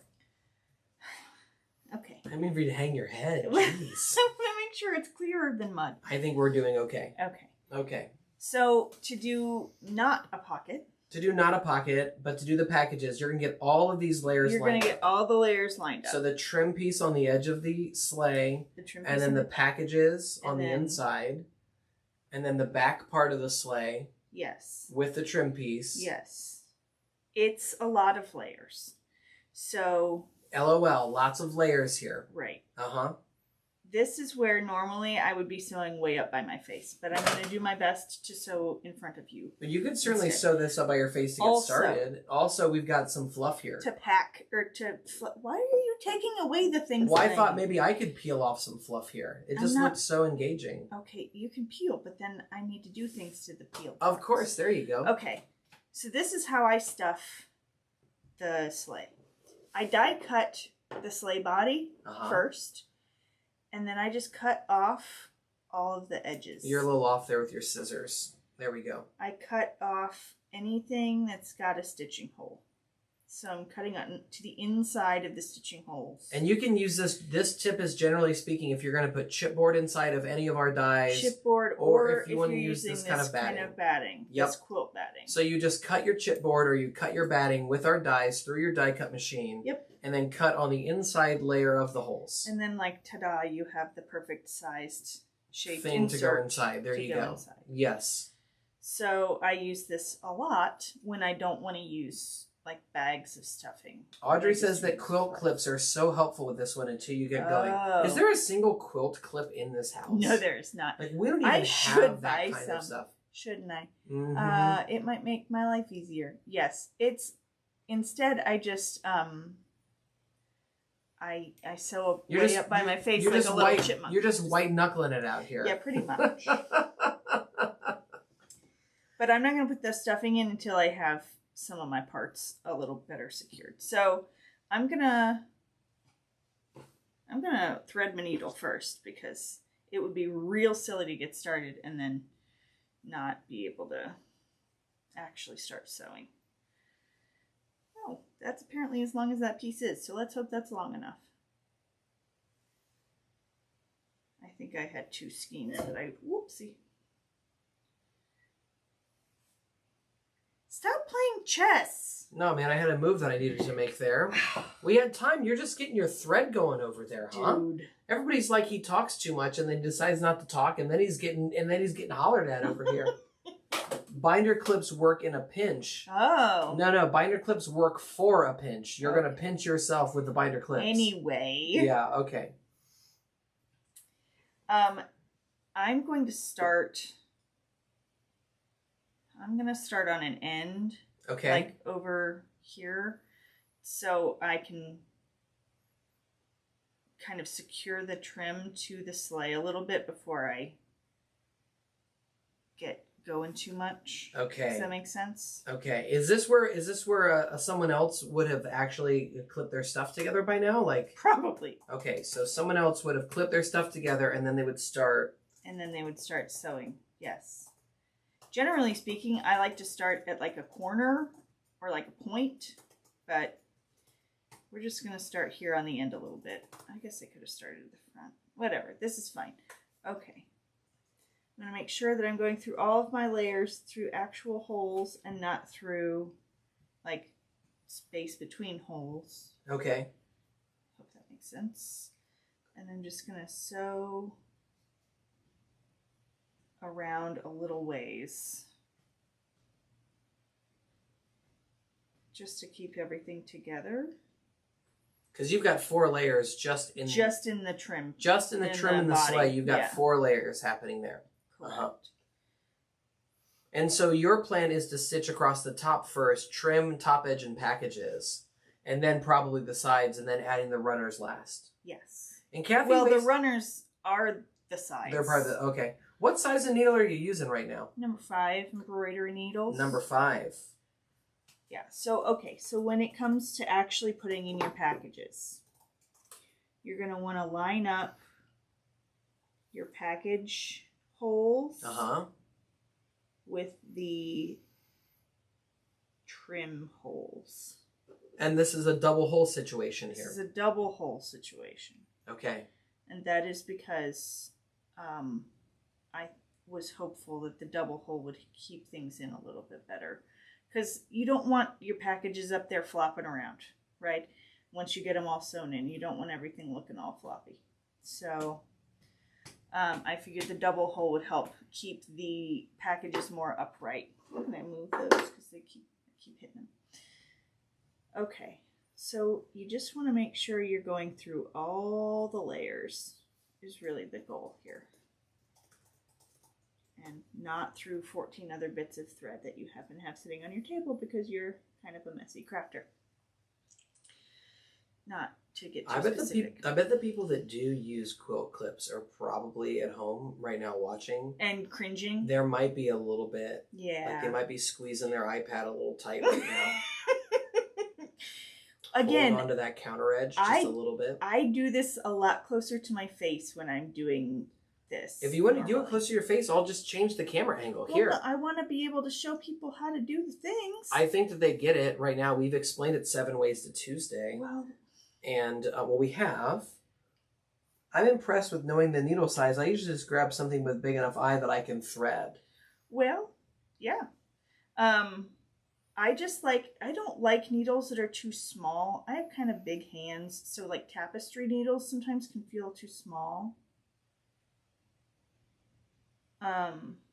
Audrey's eye is twitching a little. I'm sorry, Audrey.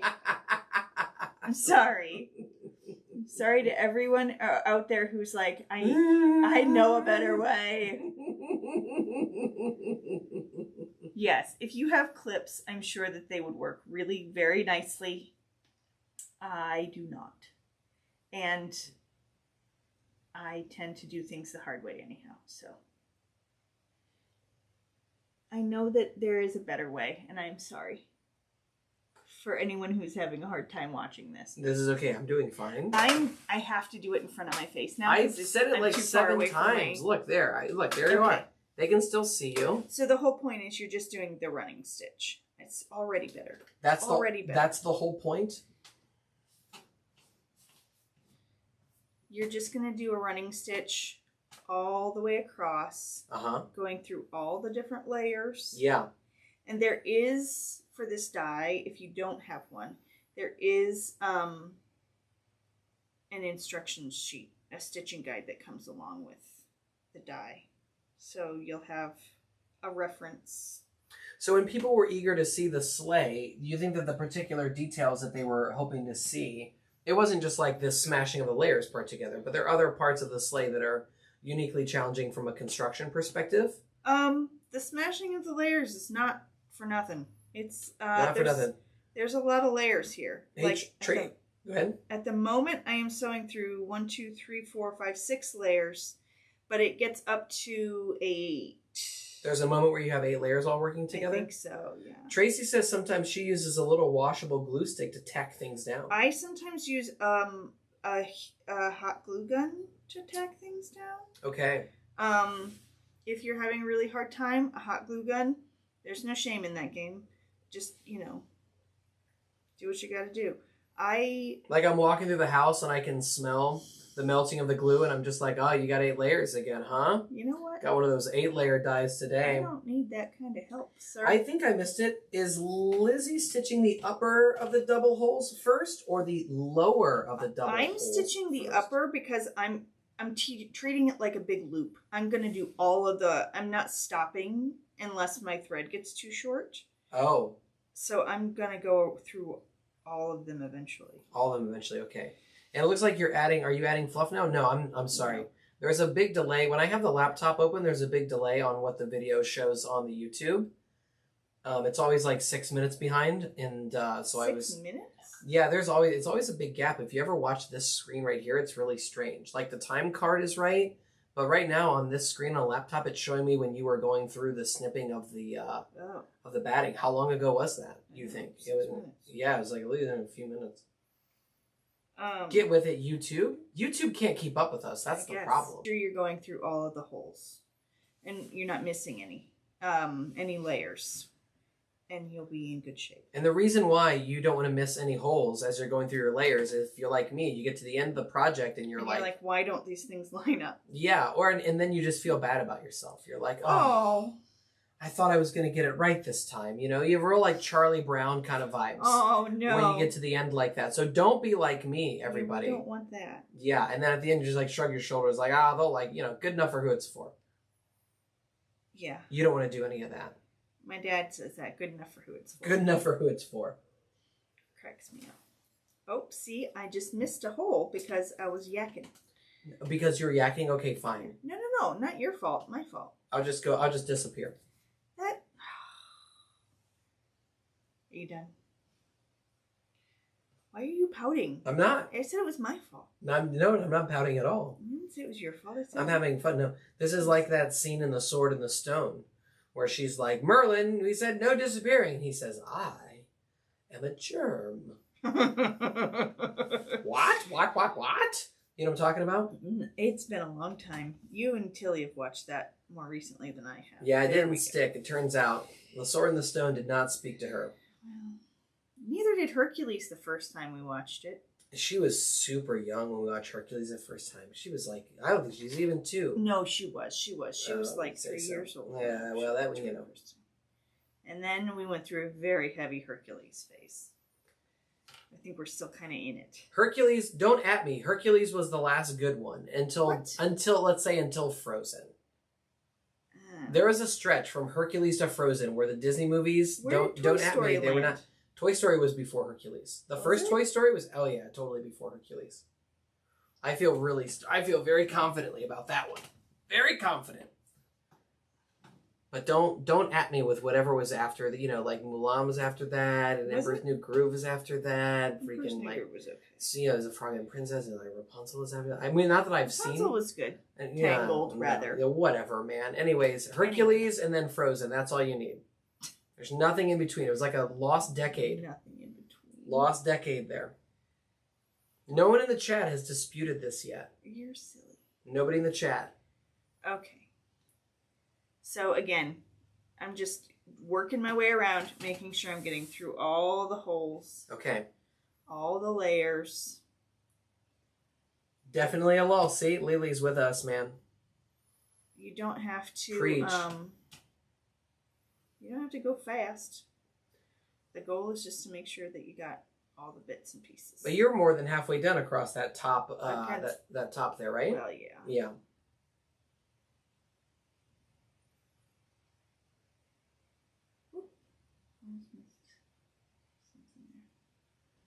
Sorry, this is not the most exciting part for sure. Because, you know. Deb says she tends not to watch animated movies. That's me as well. I don't really watch animated movies. I do not watch. I mean, animated shows. Animation. I don't even watch animated like television shows really. Like, as an adult, especially like, that's one reason why for me after Hercules it doesn't make any sense or matter because like I think that was the peak of your childhood illustration watching. I remember seeing Hercules with my family on vacation. I think that was when we went to Pittsburgh to Kennywood for the first time, and it was also the time that Mike Tyson bit Evander Holyfield's ear off. I think that all happened. Those events are all like linked in my brain at one time. Okay, so once you're past the last of the packages, you can just kind of roll until you get around the end of the trim.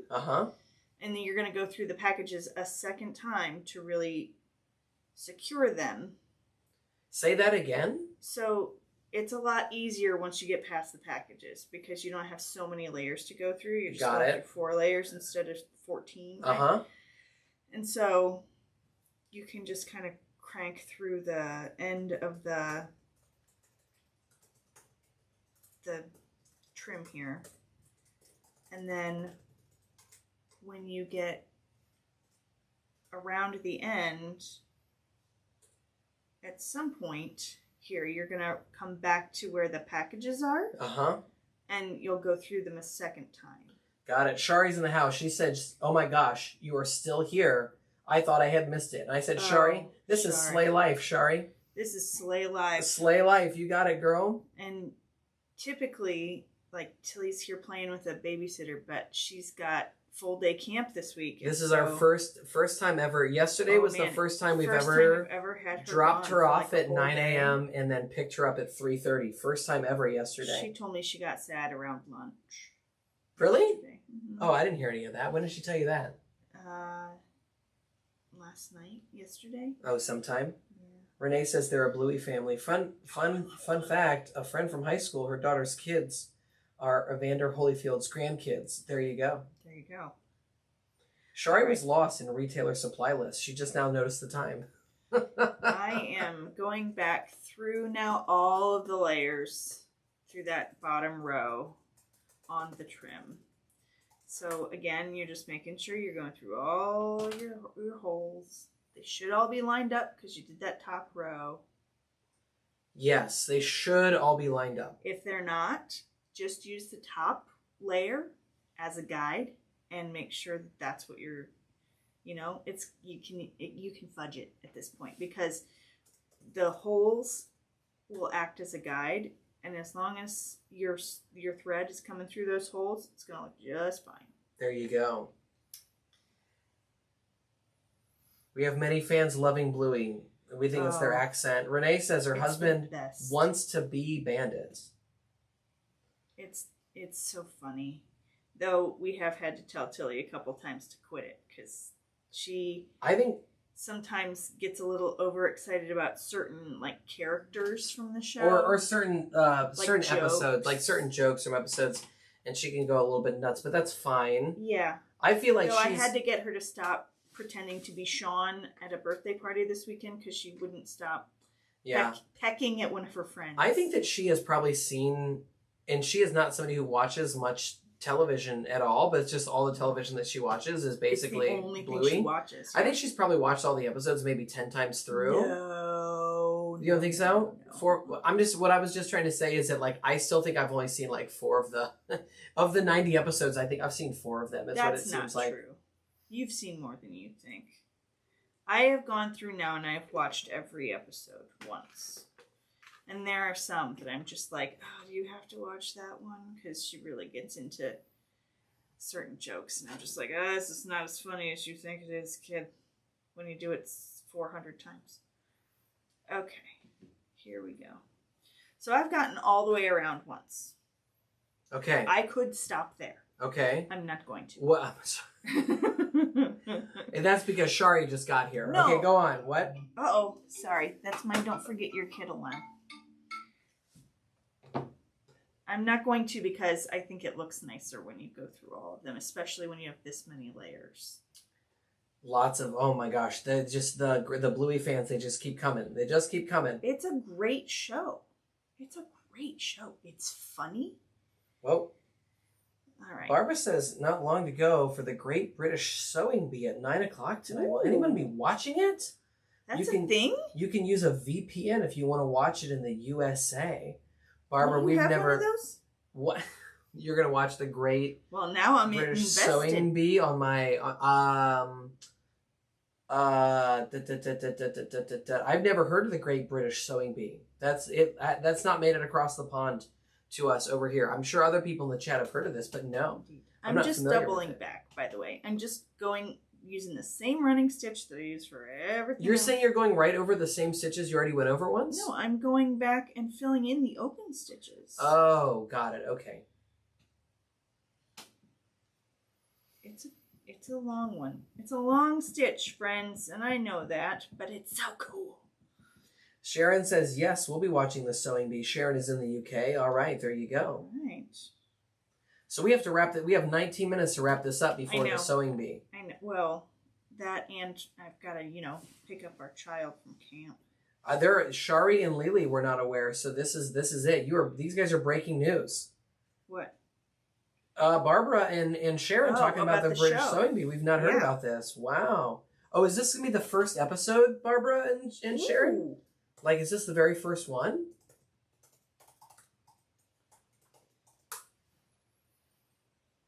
Oh, I'm sorry. There was at least there have been 10 seasons starting back in 2013. Wow. I'm in. No, we've not. It was on BBC Two. It was a spin-off of the Great British Bake Off, presented by Claudia Winkleman for the first 4 with judges Patrick Grant and Mae Martin and Esme Young since Series 4. It was on a 3-year hiatus, and then it returned in 2019. Okay, my thread is getting really short, so I'm going to come all the way between my layers here. Uh-huh. Wow, okay, that was sharp. And I did. Yeah. Pretty good, too. Whew. I'm just going to thread my needle with the other half of that thread there that I cut off earlier. Why did I leave? Oh, Shari says, according to Google, all the episodes, seasons 1 through 10, will debut on Roku in the coming days, streaming free with ads. Oh, Lizzie's out. I don't like ads. Oh, Barbara says it's only 7:41. I looked at the clock and just assumed that 3 o'clock was when it was going to turn over there, but no, that's not it. Okay. Okay, so I'm just going to come back through here. No bleeding on the felt, Audrey says. I'm not bleeding. I'm not bleeding, but it's red anyway, so. What? Nobody makes me bleed my own blood. I make me bleed my own blood, though, pretty regularly. All the time, uh-huh. All right.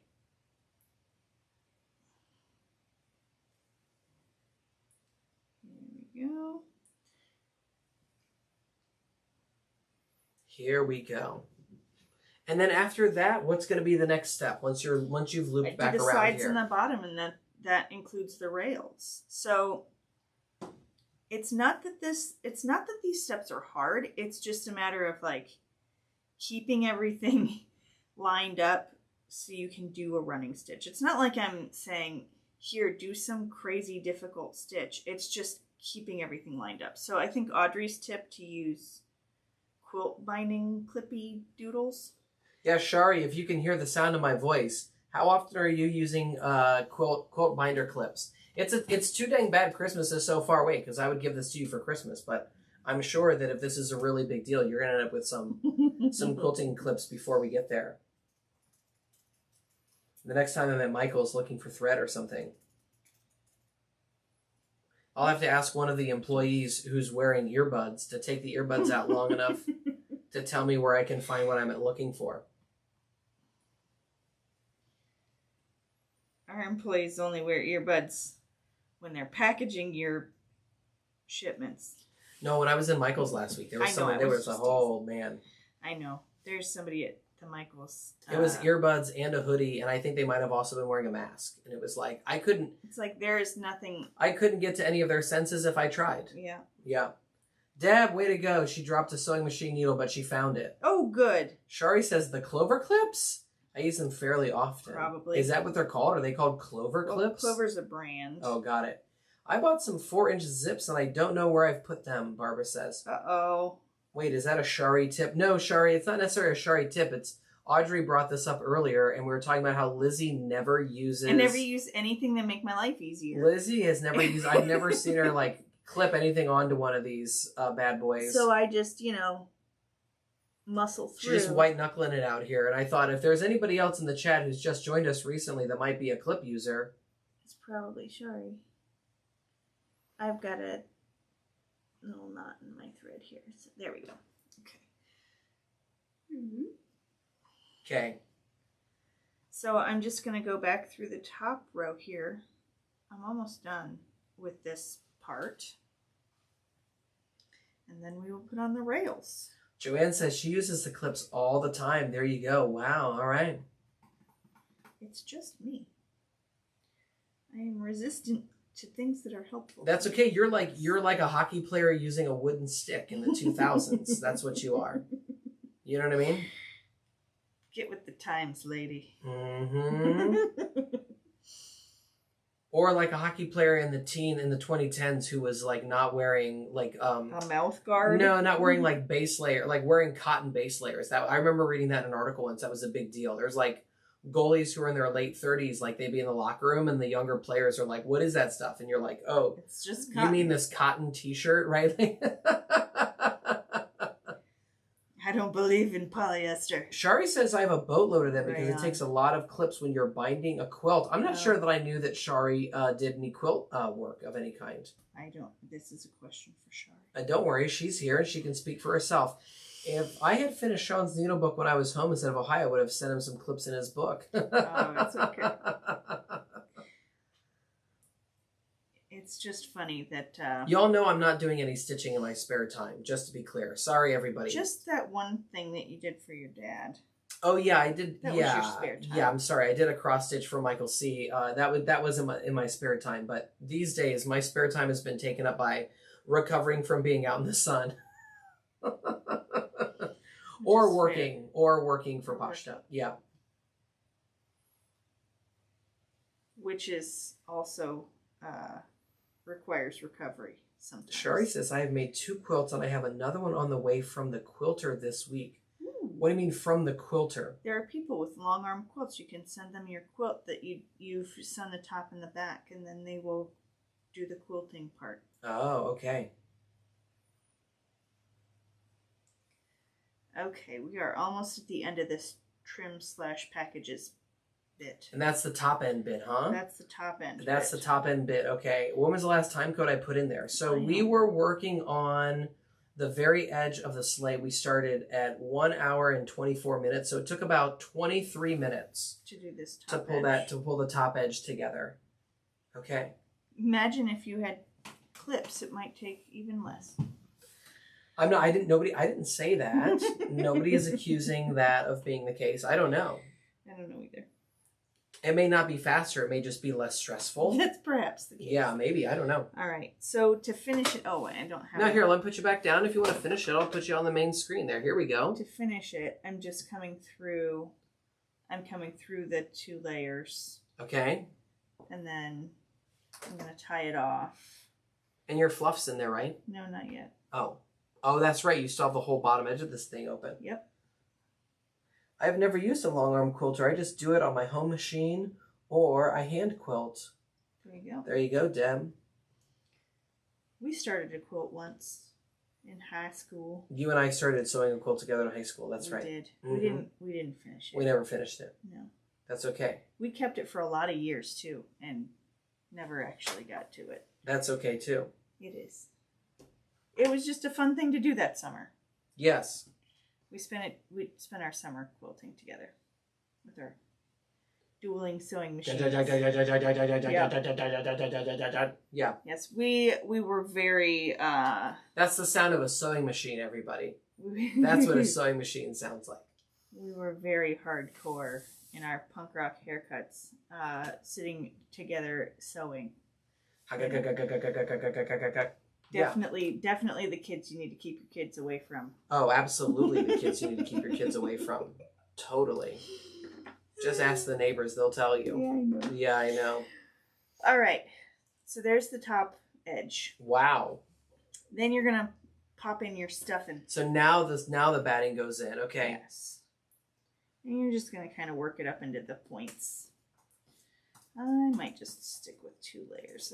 I cut 4, but I don't know if they'll all fit. They'll be fine. Okay. So it looks a little poofy, but it'll be all right. And then you've got your runners. I know I called them rails, but I'm told they're runners. Okay. And then I need red thread. And this is the last of what I have here, so I hope it's enough. I think it'll be fine. Deb says if your sewing machine sounds like that, it's time to change the needle and oil it. Destroyed me with that. Well, you know. Yeah, I don't know that sewing machine maintenance was high on the list of things to learn at the time. I was making that sound not because it needed maintained, but because I was just sewing that fast. You were just that hard. Yeah, just that fast. He's that hard, Deb. Your arm is in my circles like 4 times there I'm just now. Sorry. My home machine doesn't have a very big throat depth to do anything but small projects. Oh. I did a Wizard of Oz quilt, and the long arm quilter did an amazing yellow gold pattern that made it awesome. That sounds crazy. Okay. I love the phrase long arm quilter. It sounds like a Western. You know what I mean? I think my cousin got herself eventually a long arm. I feel like whistling, like tumbleweeds are blowing. We're talking about the long arm quilter. I have a cousin who quilts as part of a guild. A long arm quilting guild. You don't say it like it's a joke. It's real. They're down at the saloon. Okay. Okay. You're going to place it'll fit in here. So you're just going to start sewing up here, and you're going to place the runners before you get down to the bottom. So you're going to start sewing a little bit, and then you're going to come and place the runners after a bit? Yes. Okay, great.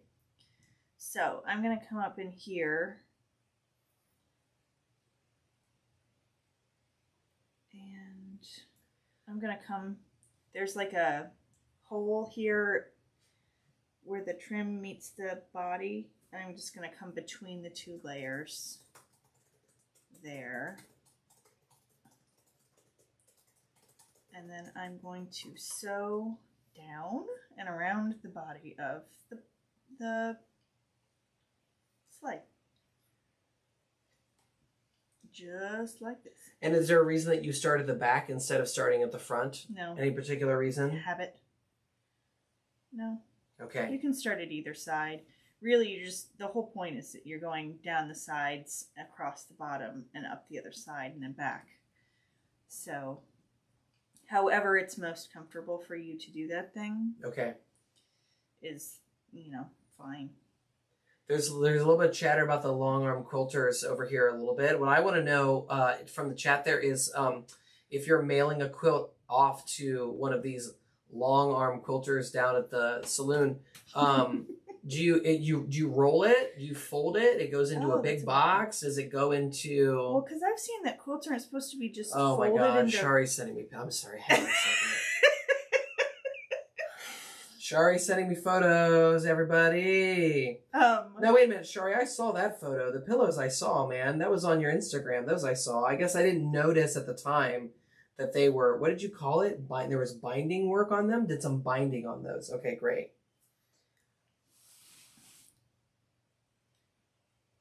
Okay. Sorry, everybody. Now I'm looking at pictures sent to me by my dear friend Shari. Look at Scout. Does Scout ever take the harness off or not? That's what I want to know. That's my first question. Does Scott ever take the harness? Okay. All right.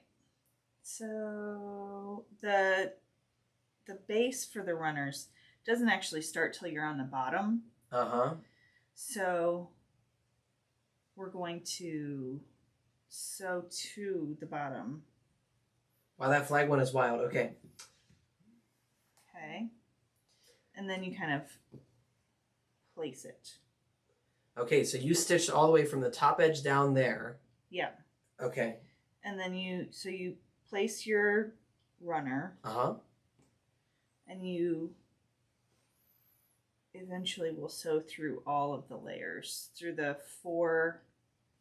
And the four layers are the 2 layers of the bottom of the sleigh. The 2 layers of the base. The 2 runners.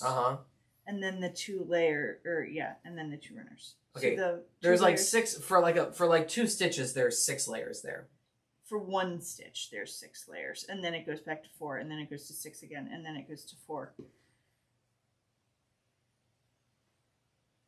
Or then it goes to 2 because you're going around the. Got it. Sorry. At this point, you just have to make sure that you're getting through the runner, and I've got. If you need to cut the padding out a little bit, it helps. I probably could have trimmed down that padding or made sure it was shoved up into the sleigh a little bit better to make sure that this part was easier, but I'm going to just trim a little extra out because it's full.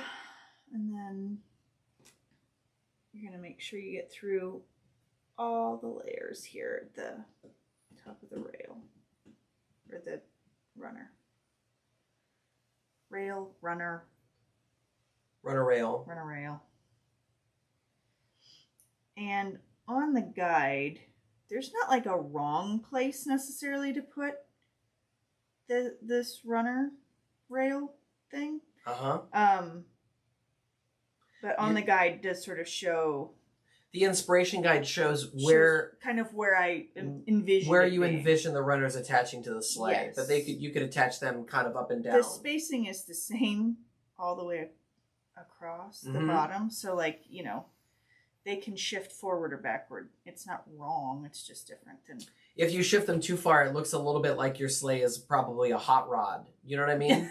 Do you know what I'm saying? Like you could get the back of your sleigh kind of raised up. You know what I mean? Like It was sort of like a real drag runner, like a funny car of some kind. Sure. Yeah. But like I said, on the inspiration guide, you can see kind of what the intended spacing it's is. It's like if your sleigh is if it's a little deuce coupe, or what was the Beach Boys song? Santa's it's a little Saint Nick. Little Saint Nick. Oh yeah, the little Saint Nick. Run, run, reindeer. Oh boy. You don't like that one. I do not. No, I do not like the little Saint Nick.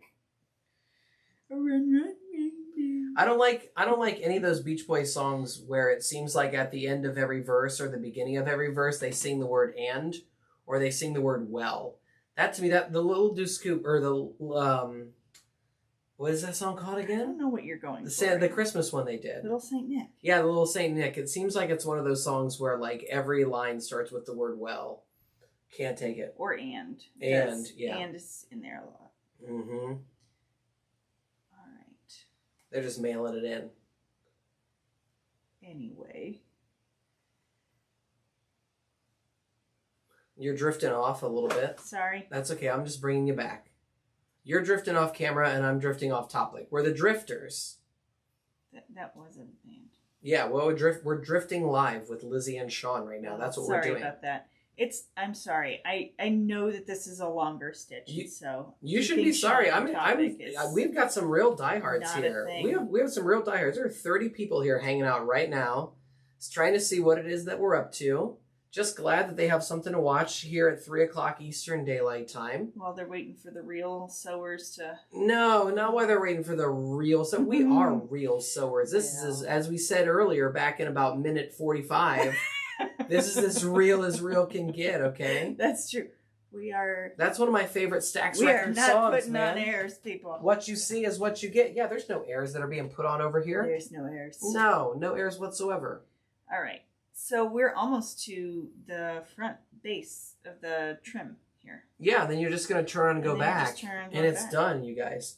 So you dislike it when the Electric Mayhem sang Little Saint Nick, Shari wants to know. The Electric Mayhem are special. I don't... We have that... I know, we have that Electric Mayhem record. And we also listen to quite a lot of the Muppets Christmas We do albums. listen to a lot of the Muppets Christmas album. You're right. Can I just say, when it... Of the whole constellation that are the Muppets, the Electric Mayhem are pretty far down my list of characters. What's the one member of the Electric Mayhem that I can't stand? What's her name? Janice? Yeah, Janice. Janice might be my least favorite Muppet. Janice was based on Mick Jagger. Did you know that? No, I didn't. No, I want to know as little about Janice as possible. No, I'm not into it. Anybody else want to tell me what your least favorite Muppet is? Janice is probably one of mine. I think I know all of the Muppets. Oh, there's no doubt in my mind you know all the Muppets. Because Tilly has had a very strong Muppet fixation. Yeah. Not Sesame Street, so she's not really touched much of the street. Like, she's maybe seen... Like the an 70s hour Muppets. of the Sesame Street, maybe? Yeah. Oh my gosh. Muppets Christmas with John Denver I listened to since I was a kid.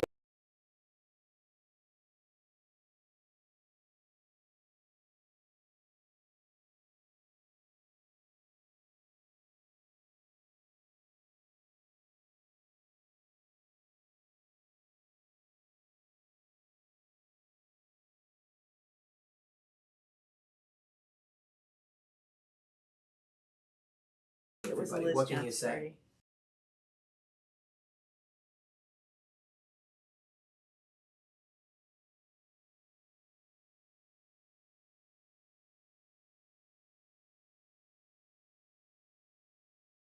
Party. Saying the whole thing is like, what's going on here? We're good. Over here it says we're talking. If you can hear us, blink twice, okay? I got myself a knot here. Oh, come on. I know. We're so close. Sorry. We lost the sound, so we're not sure what we said about you and John Denver Muppets. Is what Shari's laughing about. I just said it shows, Shari. I said it shows. That's funny that, since we use the camera that points towards you as the audio input, and so when it blinked out there for a second. Oh, weird. As the voice keeps going out. Chipmunk Christmas is what we listen to. Ha ha ha ha ha ha ha. There you go. We got a little list going on. Kelly Smith is using the eyeball emojis. True Crime Tracy loves the two grumpy men. Waldorf. Oh, yeah. And Statler and Waldorf. Statler and Waldorf. Yeah, those guys are priceless. They're pretty great. Sam the Eagle is the one that I get. He cracks me up. Sam the Eagle is pretty funny. I also find Sweetums. I also find the little Guido-y shrimp, who they introduce whenever they introduce him. That one is like, I can't even believe he made it. I can't believe he made it out of the writer's room and into the world. Yeah, Pepe. I cannot believe he's like... He's not a shrimp. He's a king prawn. Thank you. Deb collects Christmas music. So do I, Deb. I have... there was a while where I liked buying Lizzie Christmas records. We have a very extensive And then Christmas you fast vinyl. forward and we have like 50 Christmas LPs. What I'm hoping is that someday at school... the best. I hope that someday at school there's like an elementary school party and they need a DJ, and I'm like, don't step back, everybody. Don't worry, everybody. Don't worry, everybody. Tilly's dad's got this. Tilly's dad, yeah. Sharon thought it was just her earbuds running out of juice. Oh. Dag nabbit, I thought I had these things in the charger. Shari, wow, Lizzie really does know her Muppets. Oh, Shari, yeah, for real. It's a thing. Oh, definitely knows her Muppets. No, Tilly legit, when she was 2, that was the only thing she watched on television. And it was all the original Muppets. It was just the original. It was like the original Muppet movie. Like the first Muppet movie and the original episodes of the Muppets, which were on Disney Plus, was like the only thing that she watched on television. Like when we let her watch, when we started like putting anything on television. Yeah, which was not. For like 6 or 8 months, it was basically the only thing that she watched. Months. Yeah. And so we have a lot of... Yeah. I mean, she was Gonzo for Halloween one year. Yeah, she was. Yeah, she was straight up Gonzo for Halloween. She was. I made that nose. Mm-hmm. And that hat with the eyeballs on it. And then we made her wear it. She's like, it's itchy. That's when she was around her forehead. Eventually, I had it around her forehead. Yeah, and it was like she never wavered. It was like the clock turned to that year, and we're like, what do you want to be for Halloween? And it was like Gonzo the whole year. She wanted to be Gonzo, yeah.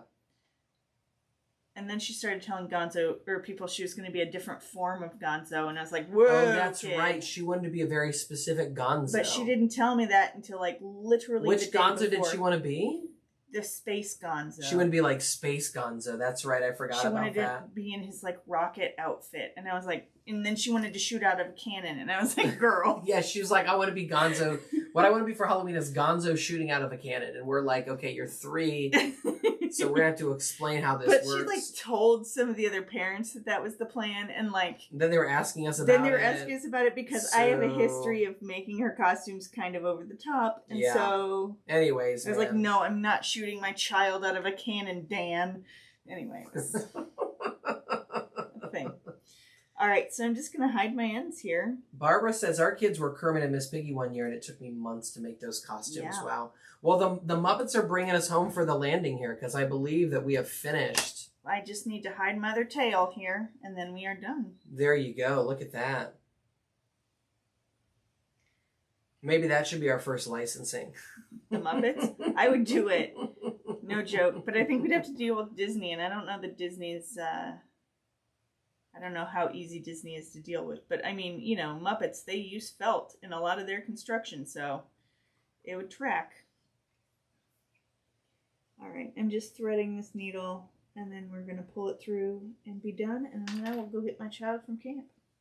Wow. I know. Okay, everybody, if you're here, thank you. You've made it. You've made it. She's done it. The last tail has been snipped, and so just like that, and only we're just over the 2-hour mark, and from start to finish, stitching together a sleigh. So it was the longest one we've ever done. It's a long one, as promised. Indeed. But look what you have to show for it. Yeah, just like that. Sorry, I realized I was too high there for a second. That's great. No, look at that. It looks awesome. I'll pull our faces off for a second, just so you can really. Well, here, I'll pull the other one over then. Look at that, huh? So run, reindeer. There you go. They're just fun little... And you can decorate the packages however you want. Oh, Barbara just pointed out Steamboat Mickey is off copyright. I think that's why we saw what we saw, remember? Maybe. Mm-hmm. I don't know. Okay, well, someone said this was beautiful. Thanks. Well, thanks everybody for joining us. Hang on, I'm going to get your face back on here. There you are. Is that camera? Oh, yeah, the camera is working. There we go. Camera's still working. Great. Well, thanks for joining us. Thanks for being here, everybody. Wow, I don't know what we're stitching. Helpful. I don't know what we're stitching next week. Do we know what we're stitching next week? Yes. We do this every week. I think it's the... Poor Audrey is like, do you know what you're stitching? Could you send me any information? I don't have it open right now. Oh, what are you talking about? I think it's the wreath. Hang on, I can use the computer. This says no. Do you want to say that or not? Oh, yeah. The simple scallop circle ornament. Next week, we are planning on stitching and then the week after that is the wreath. Circle ornament, followed by the festive wreath. And those will be all the Christmas in July stitches. So we're halfway through Christmas in July. Yes. And that's what the plan is going to be. So come back next week. We'll do something totally different. We'll just be working on a couple of quick little... I thought that the scallop circle ornament is nice because it's Christmas in July. I'll ask in a second. Audrey's tapping her foot. It's Christmas in July, but it's also that's one of those dyes that can be all seasons. So if you wanted to make something that was like to fill in like a spring tree or like a summer tree, you would have plenty of options. Are you texting me? Mm-hmm. So yes. So here's the Santa's sleigh die. There you go. And next week. We'll be back next week. And it'll be fun. That's it, y'all. Thank you, everybody. Toodaloo, hey, and have fun if you're watching the British Sewing Off or whatever it's called again. The British Sew Off? Is that what they call it? Oh, the British Sewing Bee. Okay, great. Whatever it's called, have fun watching it, and maybe someday we'll catch up. I don't know.